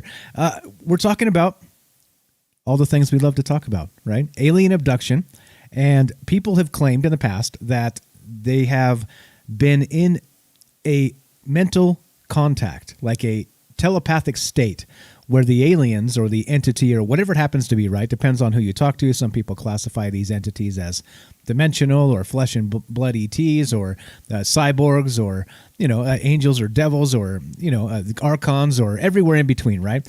It's a little bit bizarre too that no matter who you ask, you kind of get a different answer with what this entity happens to be, whatever this thing is we're talking about. But something that seems to be basically the same in many abduction scenarios where people recount their experience after the fact is that it turns into a just some similarities of, yeah, they're like the one. He speaks through his eyes, talking about the aliens with an actual telepathic communication. So again, we're still taking calls tonight. We're still just hanging out, doing our thing. 702-957-1037. Join the Discord, troubleminds.org. We'll put you on the show. We got Jay on deck in Discord. We'll go to him in just a sec. Any thoughts there to get us back on track, Ash? Say the last thing again. I'm sorting through data stuff, and it was really loud, so I didn't hear the last thing you just said. What are you like what are you, shredding paper over there or something? You're like, they're on to me. They're on. Quick, shred the paper. Burn it all. I got a human here, and he keeps acting up. So don't worry, I put him down. So okay. What would you making a lot of ruckus, screaming, trying to get away? You know, it's all right. It's all right. I summed it up. I just wanted anything to the sum up. Apparently, you weren't listening. You were shredding paper because they're after you. We're gonna. I was listening. Till the last thing. I swear I was. Yeah, I mean. We're talking about some crazy stuff, alien telepathy. You know, what is telepathy? Alien abduction. You know, in the cross circle, comparison circle between the two. And we want to hear from you guys. What do you guys think? Call in. We're off hours now. We're not on the radio, so we can say shit. So let's do it. Shit. All right, let's we're gonna go with Jay in the caller queue on Discord. What's up, Jay? Jay from New York. You're on Trouble Minds with Mike and Ash. How are you, my friend? Good. Right on. Very good. Fantastic. Right on. Welcome to the show. What do you think about telepathy? Do you think this is a real thing? Definitely. I'm sorry. Definitely. You know, you work with people for a long time and stuff like that, you know, in the carpentry business and stuff like that. You kind of know what the other person's thinking when you just look at them.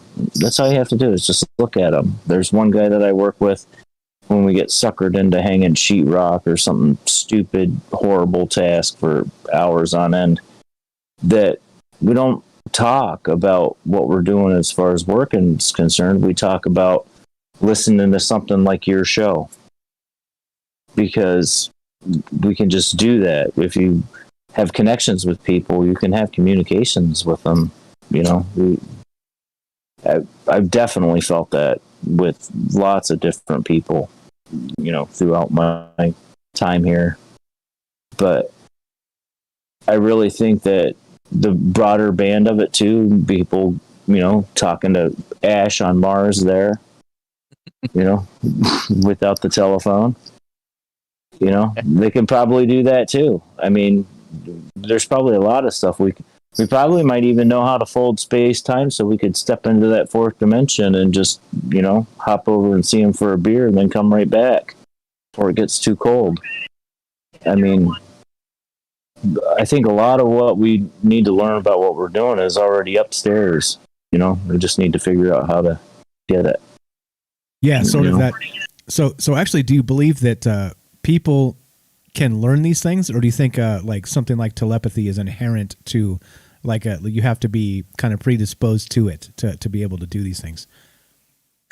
Wow, that's a rough one. I don't know. I think you probably got to have something in you. You know, it's whether or not genetics or whatever it is, the flu shot, or, you know, you probably have to have like a building block in there to be able to do it. You know, it might be back there from, you know, all the way back in the day when Eve was conning Adam into eating the apple. You know, could be that long ago that was put in there just in case they all want to talk to us at once. They're just not saying nothing yet, you know? Right. I mean, telepathy is a hard one to think about because, I mean, I'm sure that, you know, you and Mrs. Strange probably have, you know, odd little moments amongst each other where, oh, I know I made her mad now. You know, she didn't say anything to you, but you know it. It's kind of simple. You know, that's the simple part of it. So I got a question for you. So if you were going to put your bets on it, would you say it's telepathy? Would you say it originates from your genetics, your soul, or technology? Maybe some third party. Maybe the moon's a radio station or something. I don't know. So, what would your instinct be, or would you say it's a combination of I'd of bet some a of buck those? across the board. You know, if I was into it to try to make some money, I'd trifect them up all the ways that I possibly could and play the house. I mean, really on that, I mean, I don't know. I mean, the religious parts of me probably would say that, yeah, that's part of your soul. You know, you feel things about your family. You go to sacred places, you know, natural or, you know, worldwide, you know, treasure spots, you know, Indian mounds, and you can feel something different there when you go to those places. It's like serenity or something, you know. So I mean, I think that the soul part of it, the genetics part of it, I mean, there's so much about that we haven't touched the tip of the iceberg on what we could do genetically. We should live forever. If you look at the genetics that when I was in college and we were talking about that kind of stuff and physiology and stuff, the human body is designed to live forever. We regenerate our own cells. You know, we should live forever and ever. You know, lots of reasons why we don't. But, you know, so it could be in that part of the gray matter up there in the noggin that, yeah, you can do this if you need to. You can pick up that rock and throw it at that other guy, just like Yoda taught you. You know?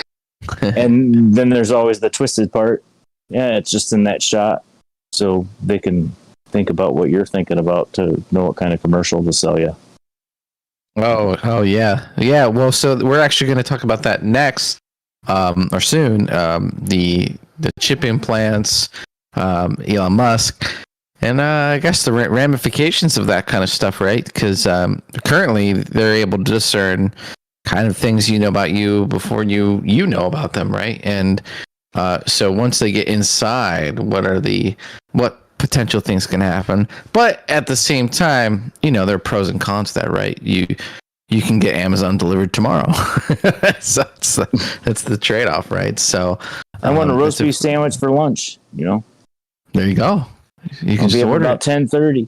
You know, you can order it with your mind. But you might be a slave, but at least you're mental slave. But you can order a roast beef sandwich in your mind. Blink twice. I hate roast beef, by the way. But fail. Well, I mean, yeah. I mean, I notice things like that. Even how simple it is. You know, now. At the beginning of all this, they put all the kids in school and stuff like that. And it's not that I don't have the money to have internet and Wi-Fi and all that stuff at my house. That stuff kind of creeps me out. So coming from a person who was really plugged into being with computers and working with them and everything else like that, when I bought my funeral home here, I decided I didn't want any of it in here. I watch broadcast TV. I have a cell phone. I do have an iPad with wireless connection. I didn't want it in there. So the kids go on the Zoom thing. Well, the only way you can do it is if you have Spectrum Cable come and put a Wi-Fi thing in there to make 2 computers that they dropped off at our house. All right. We're if you need help, we're headed down the wrong road. I'm sorry. Jay. We got to stay away from the tech support. Honestly, if you need help with that, there's lots of people that are listening out there that can help you. If anybody can, I wasn't going down the tech support road. Okay. All right. I wasn't. It's the fact that now all of the houses that didn't have internet service before or computers in them before because the families were poor, they all do now. The school provides it. They've got brand new Chromebooks. And every house has got them. They can hear everything. Ours never left the kitchen. Well, I mean, how else are they going to tell you how many genders there are? Right? How else are you going to find out this useful information? You know, you're trying to feed yourself and clothe yourself and work hard. And you're like, no, that's not important. How many genders? That was in the Zoom meeting with a kindergartner today over the name Jan. The teacher goes something about she, and then she goes, oh, that might be able to be a boy's name too. She had to correct herself. Like she went through sensitive training yesterday. Gentlemen, we digress. Back to aliens, please.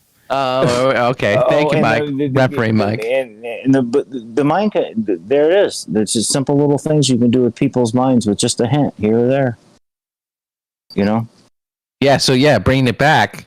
You know, well, interesting concept is if these beings are able to kind of implant things in your mind, and well, what is their opinion of free will, right? And do they respect it, or I mean, maybe they do, and they have these abilities, but they only do what they need to do, or maybe they don't. Maybe they don't respect it, but it is part of being human. It's part of a human experience. Whereas if you take another person's free will, you just naturally know that's not cool, right? So are we, as we catch up, as we move forward, are we going down the same path as these beings? Are we, is telepathy a good thing where we connect with each other on another level and we resonate and we understand each other better? We can't lie to each other anymore. Maybe you need to remove lying in order to get past a certain point. You look at modern day politics, and you can have a good argument for that. maybe the species that doesn't get rid of lying dies. Like maybe that's a rule. Maybe they're installing that as we speak. Or they're the ones that are the food. It's when true. Aliens come, we're the jokes on the Bunny Show the other day that you were making, which were, we're the food. You go back to the Rosicrucians and all that. Depopulation, blah blah blah. Try to stay on subject, but we're the food. They're coming here, How do we know? We're not watching it through the TV by looking at the alien actor's eyes. They're feeding it to you every second. The telescreen. The 1984 telescreen. Yeah, who knows? I know. You know what's really bizarre about that too? It's just speaking of, let's digress for a sec here with some conspiracy.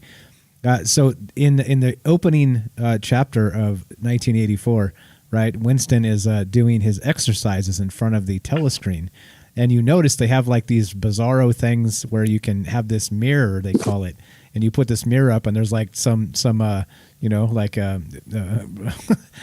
whatever like exercise overlord. The Bowflex. Yeah. Well, no. It's like a mirror on the wall, and in the mirror is like a screen, and there's like somebody in there that's like, "Come on, you slacker, run faster, or whatever." Right? So it's like it is like the telescreen. It's funny that we end up in this world where when the spyware and the ridiculous things that I would never consider putting it in my home at all. When people actually use it as when spyware is touted as a feature to something, people gobble it right the hell up. They're like, yeah, definitely. I'm going to put that in my home, and you can watch me as I walk by constantly, or whatever the hell's going on with this stuff. But it's just bizarre. It's just really weird. All right, we got Beechwood on the phone here. All right. So final thought, my friend, while we got you on. Just if you can't learn something from talking to somebody, teach them something. That's all. Try to spread all the knowledge you can. And if you can't spread it, collect it. Learn every second. There you go, man. There are two ways to bring the light. One, you can, what was the quote? You can project the light, or as a mirror, you can reflect the light and continue it. You don't have to be the one bringing the message. Just share the message, spread the message, and things change. Great thought, Jay. I appreciate it, my friend. We'll talk to you soon, okay? All right. Thanks, Mike. Pleasure's ours. Thank you. All right. Let's go to, unless you got a thought there. You got a thought on that bit, Ash, before we go to the next phone call? No, it's funny. I went on the Reptilian on Sunday, and I'm at True Reptilian Forum, and I guess I had an impact. People, Tam's in the chat. He goes, what did she say? You're human. Oh, okay. She says, "Oh my God, Ash, sometimes you freak me out." And I was like, "Oh, why?" And it was about the human in my cave. And yeah, I guess people.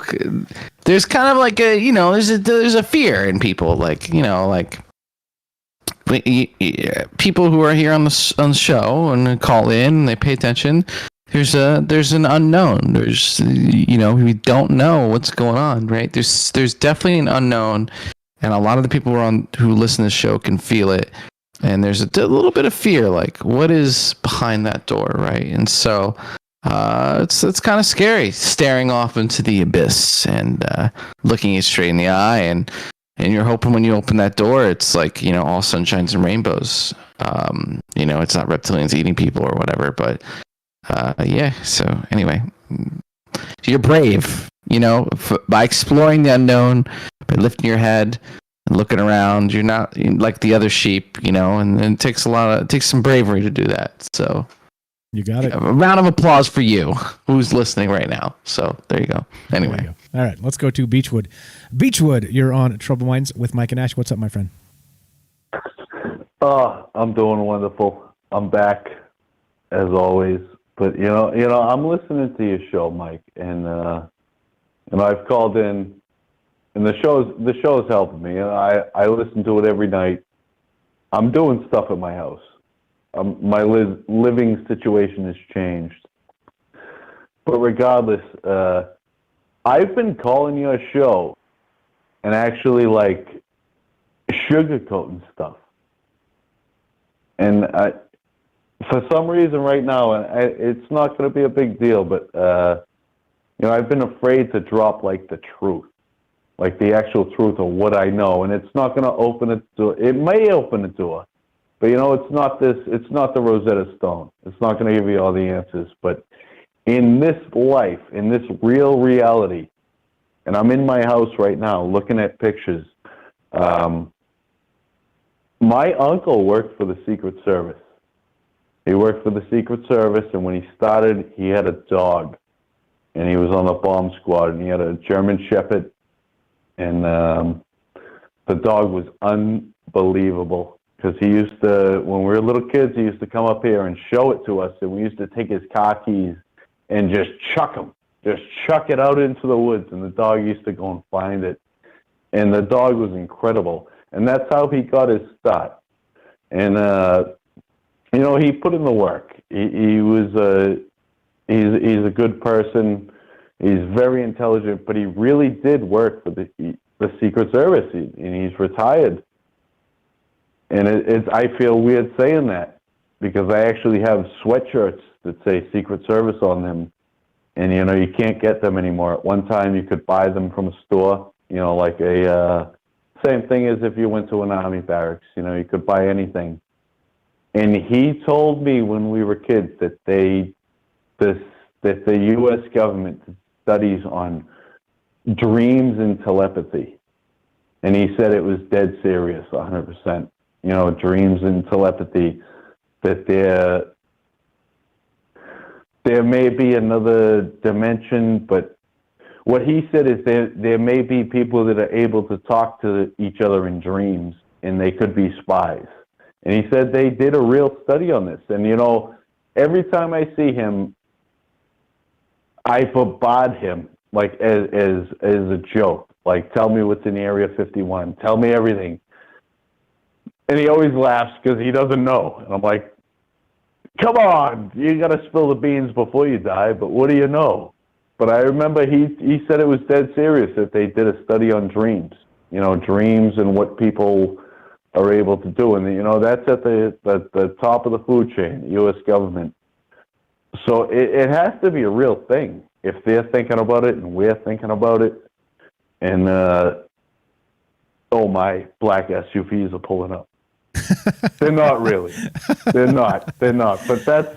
Right. They're going to. It's, you don't want to drop your name and what people told you, but he's the real deal. He served his country.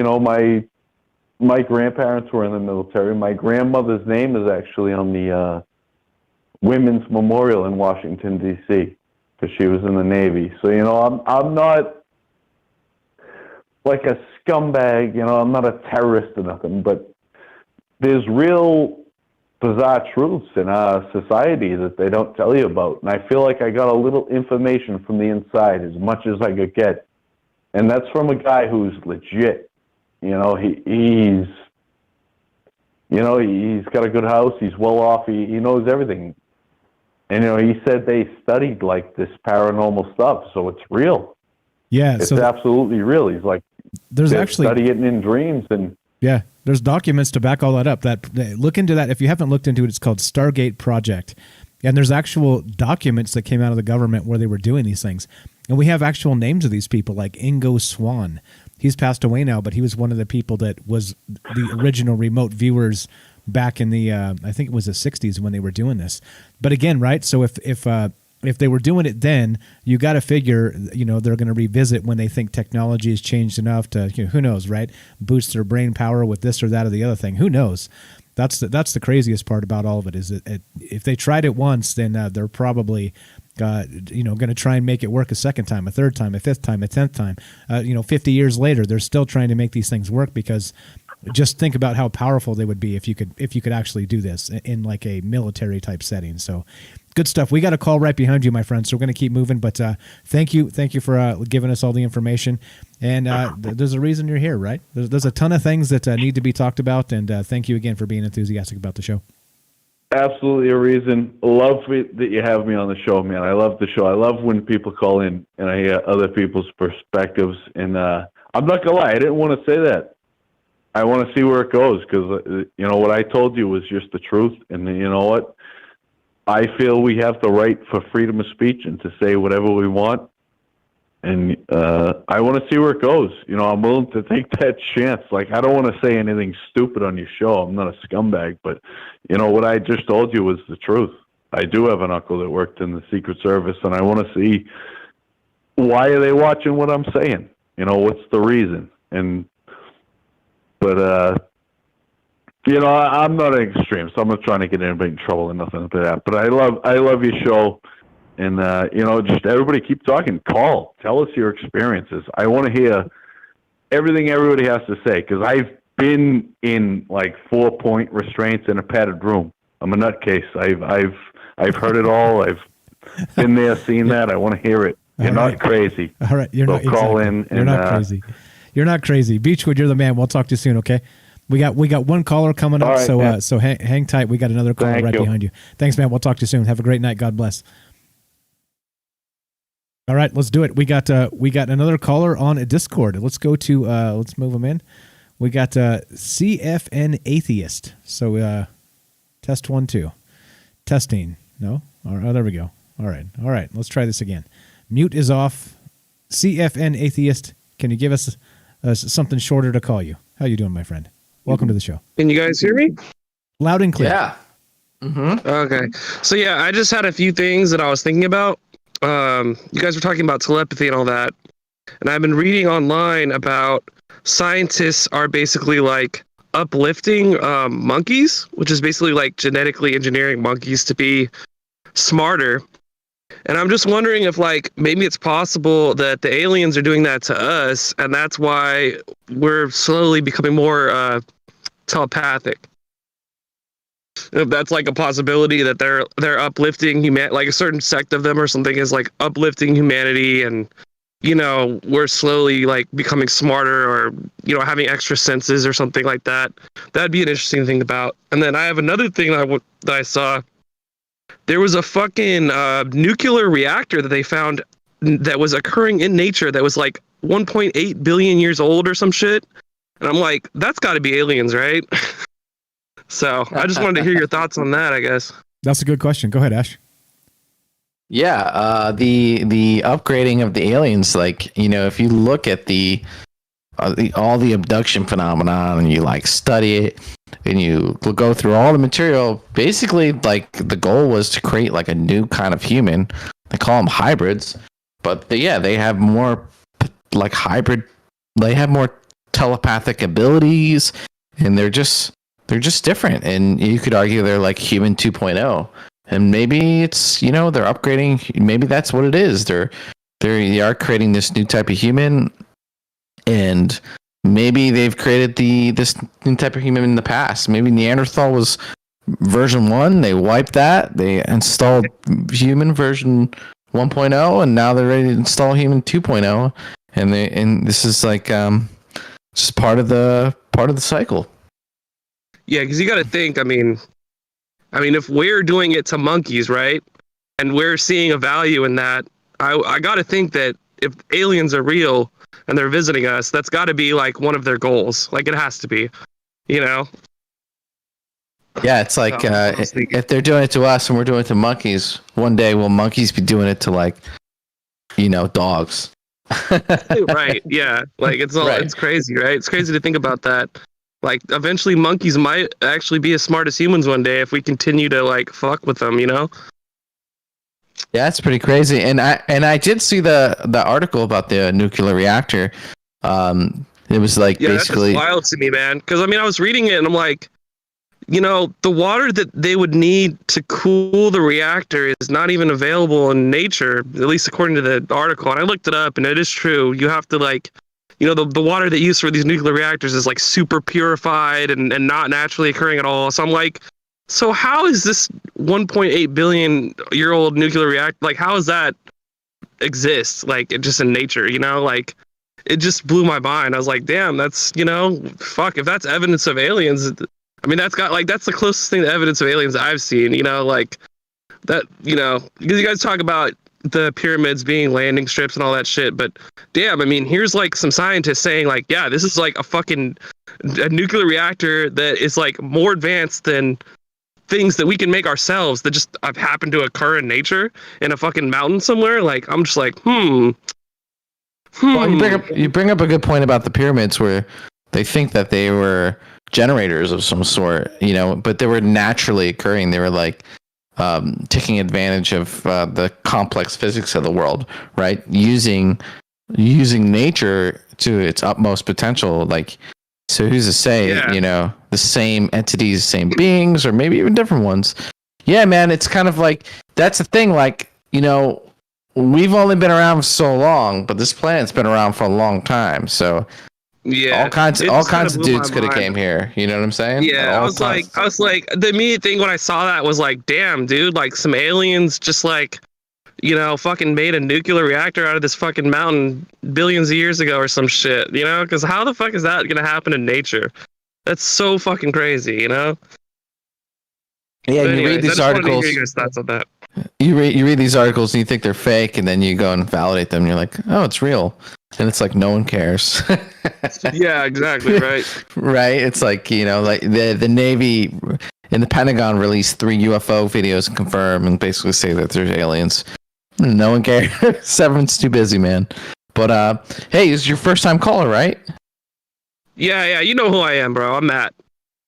Yeah, we could pretend. Yeah. Hey, man. Feel free to call in. I know you like to look at crazy stuff and keep in tap, and we share things all the time. So call in and share. There's people listening to you right now, and they're gonna probably check that out. So thanks for being brave and coming on. To add, but I was just thinking about the fucking I just read an article yesterday about them uplifting monkeys, and I'm like, maybe that does tie into like telepathy or some shit. You never know. You never know. Yep, Elon Musk put a chip in a monkey's brain and he's playing video games. You know about that? Yeah. We're about to get to that next. So stay. Hey, man. Thanks to you guys. No problem, man. Thanks for stopping by. Appreciate it, Matt. Talk to you soon. There you go. Simple as that, guys. You guys want to be on the show? 702-957-1037, troublminds.org. Click the Discord link. Let's get to Elon Musk.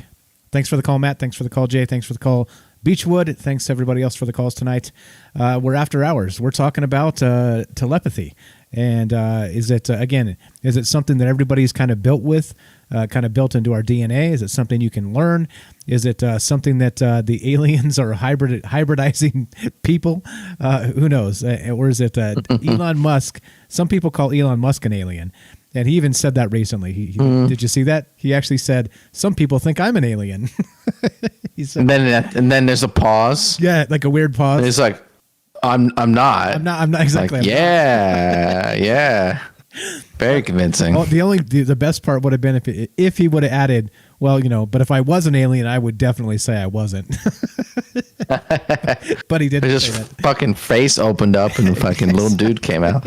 Exactly. Just come on, man. It's cool. We love you, man. It's cool. Exactly right. Thank you. Thank you for everything you've done, Elon Musk. Electric cars and all that stuff. Yeah, it's cool, man. You can come out now. All right. It's all right. We're just gonna. We still might kill you and experiment on you, but it's cool, man. It's like just take one for the team. Like Quado from Total Recall. He opens up his shirt and this alien just comes out of his stomach. Just Elon Musk's small hand. Trying to give humanity the next thing. We just freak out. Yeah, I don't know. Maybe humans aren't ready for aliens, dude. Maybe not.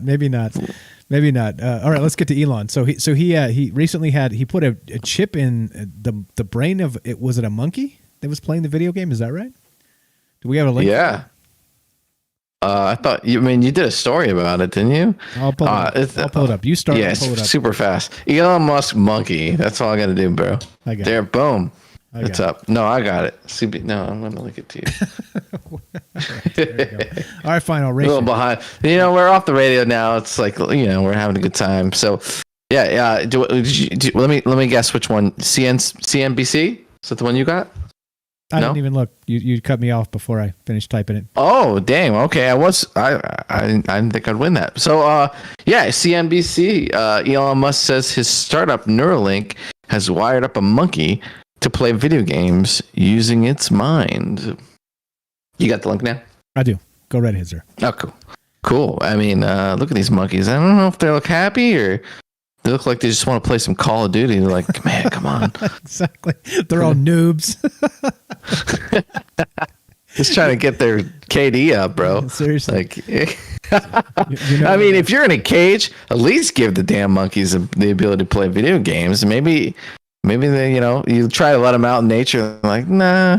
You're like, seriously? You're like, yeah, kind of want to just keep playing COD in my cage. Exactly. But Elon Musk.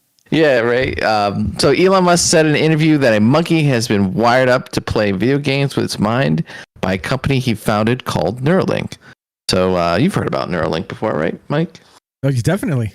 We covered this in depth when he had the pigs, the happy pigs. Remember that? Yeah, the pigs was the first one, right? Yeah. So I don't quite remember. What was it? They just put it in, or? Yeah. So no, the pig thing was so they had the entire Neuralink. They rolled it out, and they had 3 different pigs, right? The 3 little pigs, and one of them had a Neuralink that was put in and then removed.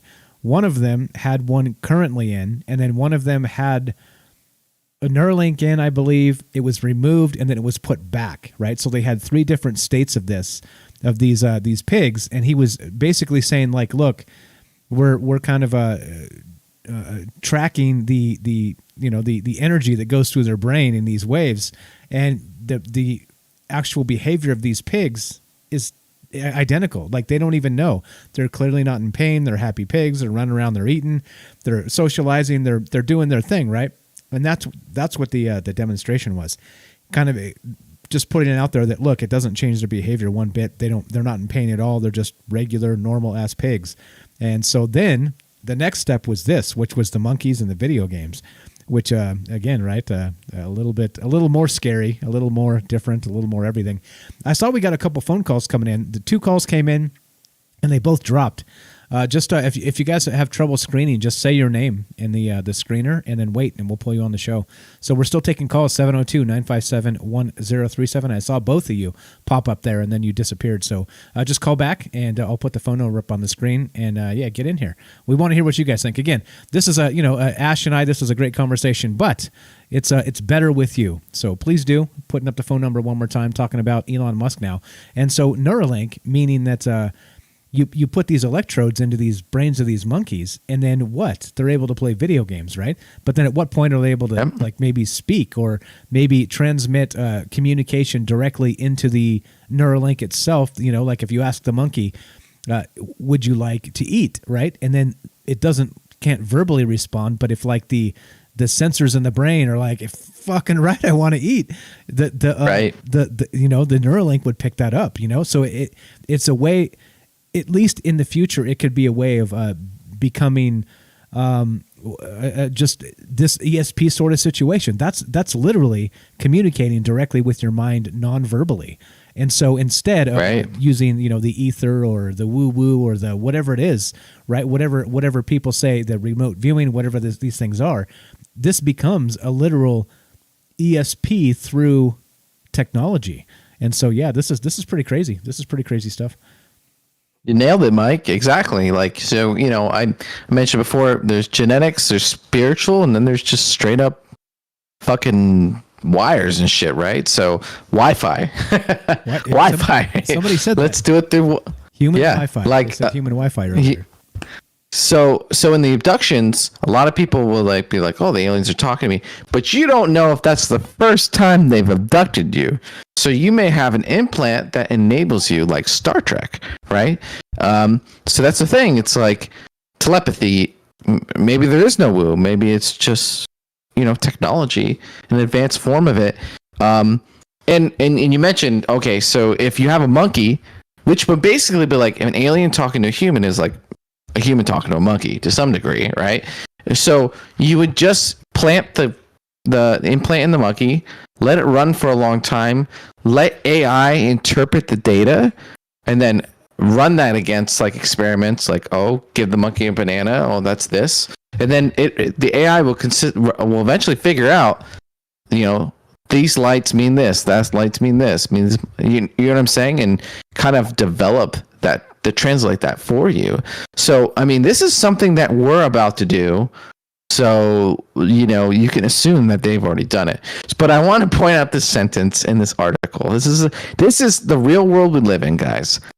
So this is about Elon Musk, the billionaire who spoke about space travel, colonies on Mars, crypto, artificial intelligence, and COVID-19 vaccines, said Neuralink is trying to figure out if it can use its chips to get monkeys to play ping pong with each other. Next quote, that would be pretty cool, said Elon Musk. That would be. That's the world we live in. Yeah, and journalism sucks. Like, I mean, there's so many great smart things you can say about this, whether it's horrifying or not, right? Whether you think this Elon Musk stuff is good, Neuralink's good, the monkeys. Again, right? Somebody says in the chat, this is hilarious. David says this on YouTube. Seriously, don't teach them how to play first-person shooter games. The monkeys. Because of course, right? Once they accost the security guard and take his gun, it's over. They're definitely escaping. But I mean, this is the world we live in, right? This is the crazy. Esports, esports. They're like Call of Duty Warzone tournament, and they're like, they got the Koreans. Asians are good at video games. Okay, like you watch them, they kill it. Koreans, you got the Japanese, you got some American teams, and then they're like fucking Spider the monkey, and it's just like one dude, one little monkey, but because he's using like telepathy, he's like way more effective than everyone else. And this one monkey's just tearing it through the tongue, and it's like sponsored by like Elon Musk. That would be so funny. Oh, please happen. Please. Yeah. I'm putting that energy out in the universe. Monkey wins FPS tournament. That's exactly. That's the headline I want. That's what I want. That'd be amazing. And so again, that's back to this whole thing with the extrasensory perception. It's now becoming, so think of it like as always, like we discussed when we talked about Neuralink when it first kind of debuted. We were talking about the 3 little pigs and all that stuff. This is the craziest part, right? Think of everything, it starts wired, but imagine when it becomes wireless, right? So clearly they're going to be able to have to put electrodes into your brain. But imagine when they can, like, I don't know, it's like a hat, or it's like a, like a little patch that doesn't actually go into your head at all. It's like somehow monitoring through your skull, right? And then, kind of sending out information to whatever the hell you want it to send. I mean, this is crazy. Like, we live in a crazy world, and the next 20, 30 years should be absolutely absurd. Talk about upside down now? No. We're definitely coming to the upside down even more so.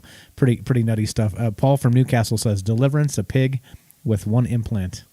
Deliverance, that movie Deliverance. Yeah. Crazy stuff. That'll be the 7th team. It'll be the monkey and the pig. Exactly. And they'll be top everybody. 1 and 2. Exactly. Number 1, number 2. No, they'll be on the same team. I'd be like a giraffe. That's amazing. You never know. No, but that's a good point. It's like just super quick, dude. Is like, is we say the government's looking into all this stuff? Are they looking into it because they know about aliens and they know about abduction? Is this where this stuff is coming from? Is this why things are progressing so quickly? It's from them, right? Maybe. I mean, very much maybe. I'd put my money on that. Yeah, it's on the way. I mean, this stuff is happening. Again, like if Elon Musk is doing it, you got to think that DARPA was trying to do it 30 years ago. And actually, we have there was information that came out with MK Ultra, where they had wired up a dog, to do things anyway. Like we covered that a while back. That was an aborted show. Actually, it was awful, just because of the way we delivered it and stuff. It was just bad. Frank and I, way back, it was MK Ultra, and they had actually wired up a dog. And they were trying to control the dog with commands through the, through some electronic stimulus or whatever, like into his brain. That's crazy, right? Like absolutely nuts. And so this was in the 60s. And so this is what I'm saying. If they were trying it then, and it was like new technology then, this Elon Musk stuff is not new at all. Like it's just, allowing to be commercialized for the first time and in the private sector because, for sure, the government has got some, wired up dogs and cats and toads and birds and all kinds of shit out there that are probably spying on all kinds of places in the world. So, I mean, this stuff is real. This stuff is real. It's been real for a long time. And it just depends because we see it now. It's in the media. Elon Musk is doing it. He gets a ton of press. This stuff is real. It's been around. And yeah. So let's get back. We got about 15 minutes. If you guys want to be on the show, 15 minutes. 702-957-1037. 702-957-1037. Phone number's up. Troubleminds.org. Click the Discord link. And what do you think? We had 2 calls that came in and went out like before we could even get to them. They just dropped. So don't worry, we don't bite. They're just having a good time talking about weird stuff. That's what we do on this show. But let's wind it down. So all right. So aliens, telepathy. I don't know. So what do you think with all this? I mean, I think it's clear that aliens aren't going to show up and be like speaking perfect English. You know what I'm saying? Like with the perfect California accent and whatnot. It's just not going to happen. They're not going to happen. So I think kind of smacking it down to that it makes sense that if there was some sort of communication going on from them to us, it would have to be some sort of extrasensory type thing. Very much like I'm sure you've seen the movie, what's it called? Independence Day. How they had the alien that kind of grabbed the dude and used his voice to speak. And So I mean, the stuff it just stands to reason.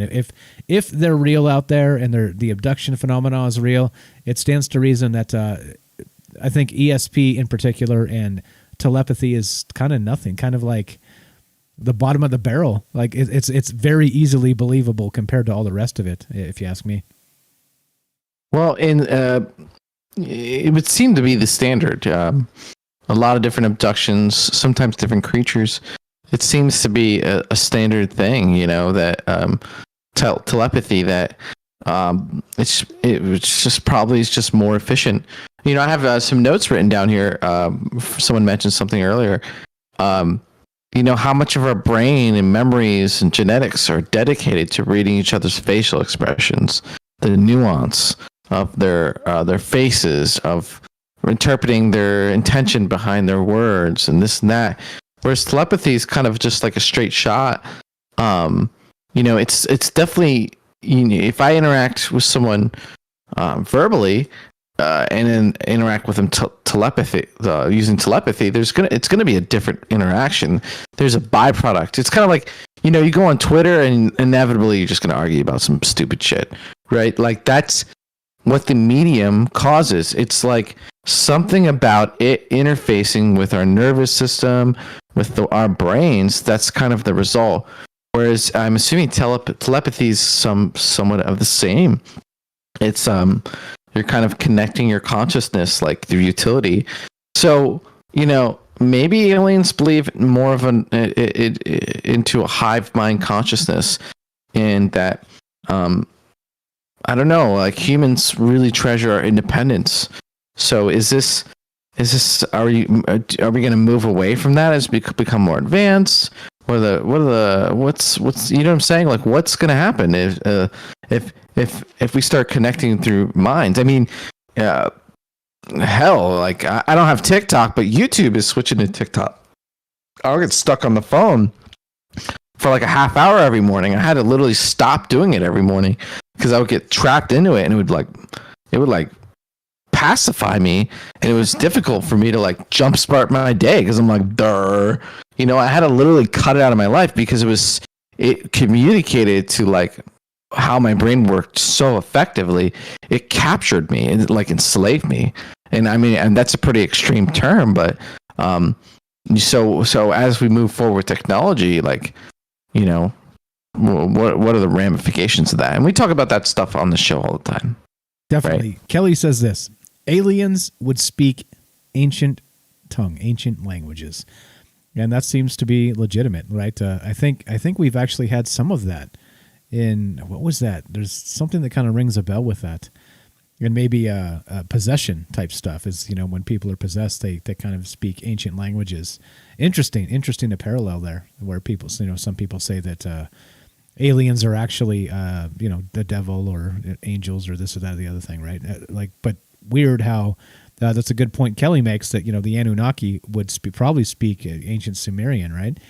And so at least you would think, and then I don't know. They'd show up and think we never changed the language. I don't know. That's a good take there. Let's see what else. We got some good stuff. Brian making some good comments.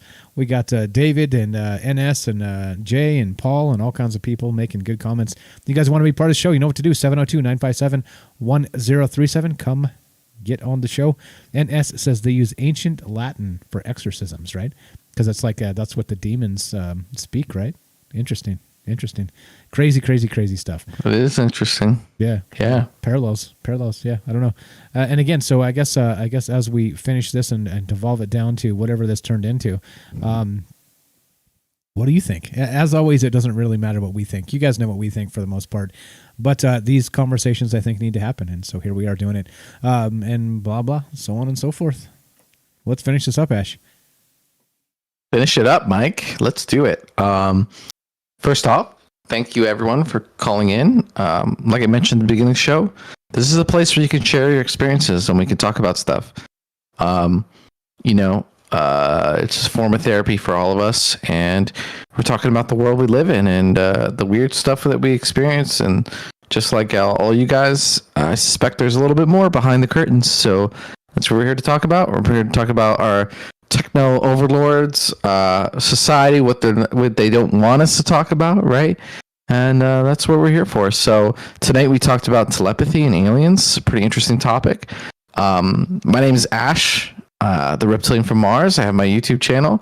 I'm going to be following up on this episode. I've been collecting my research into kind of a little format here to presentation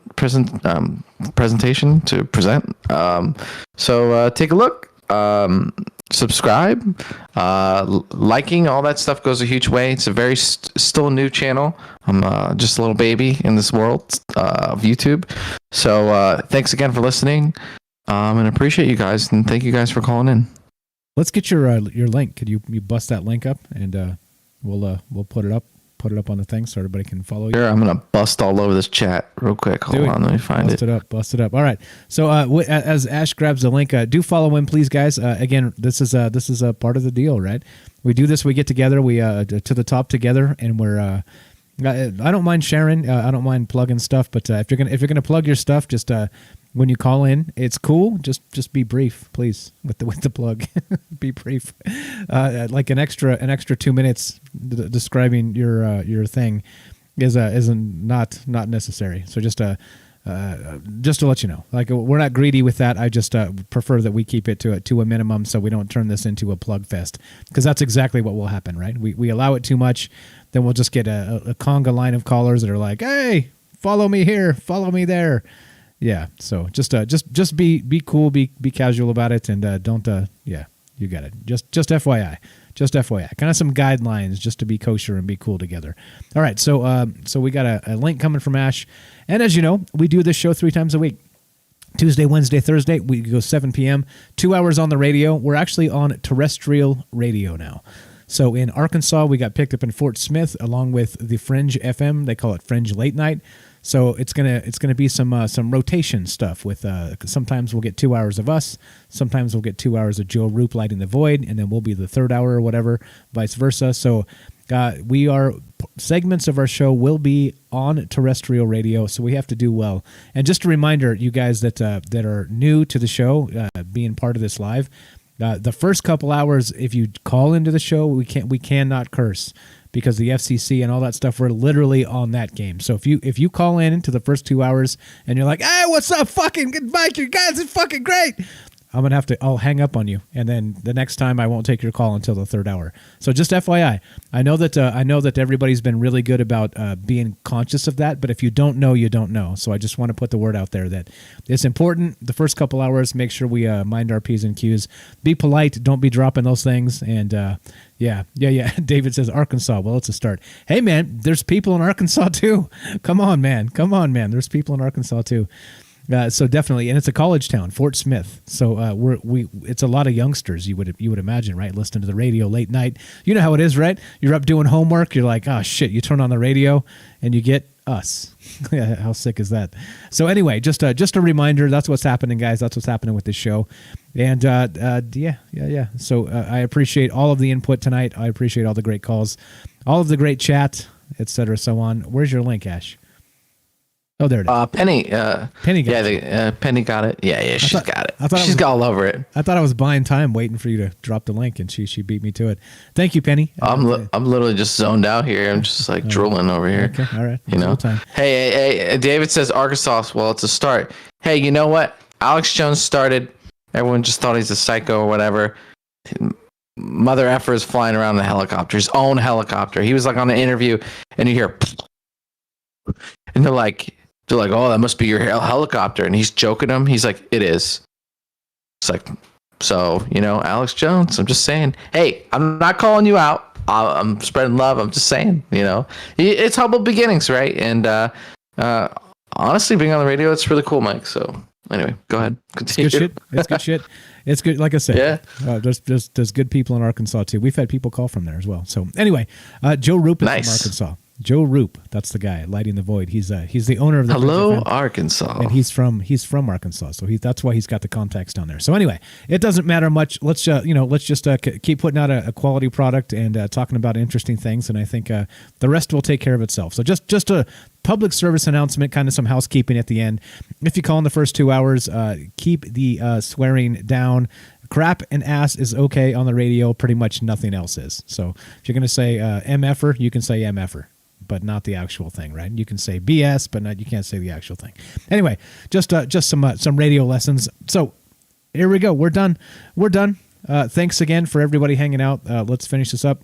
Outro music. Ash, go. Thank you, everyone, for tuning in to Troubled Minds Radio, where we talk about the things we're not supposed to talk about, the things that are weird and strange, the things that you think about late at night, that bug you in the shower, that are at the end of your YouTube journey of weird channels and videos. We're here to explore our world, learn from each other, and talk about whatever you guys want to talk about. So thank you, everyone, for calling. Please call in the future. We love hearing from you. And I personally love hearing your take. Subscribe to my channel. And the more you guys subscribe, the more you push, the more I got to release content. And I got a lot of ideas. So thanks, everyone, for tuning in. Appreciate you. Appreciate you, Mike. And it's always a pleasure to be here. Thank you. Pleasure to have you. Tuesday, Wednesday, Thursday, 7 p.m. Pacific. We'll be back tomorrow night with more. The topic? I have no idea. It will fall somewhere between aliens, conspiracy, and the paranormal. You never know what you're going to get with Troubled Minds, but we'll see you tomorrow. Don't forget to follow Ash. Don't forget to follow Penny Bunny. Mr. Mission Control, follow him. Who else has a YouTube channel? Follow.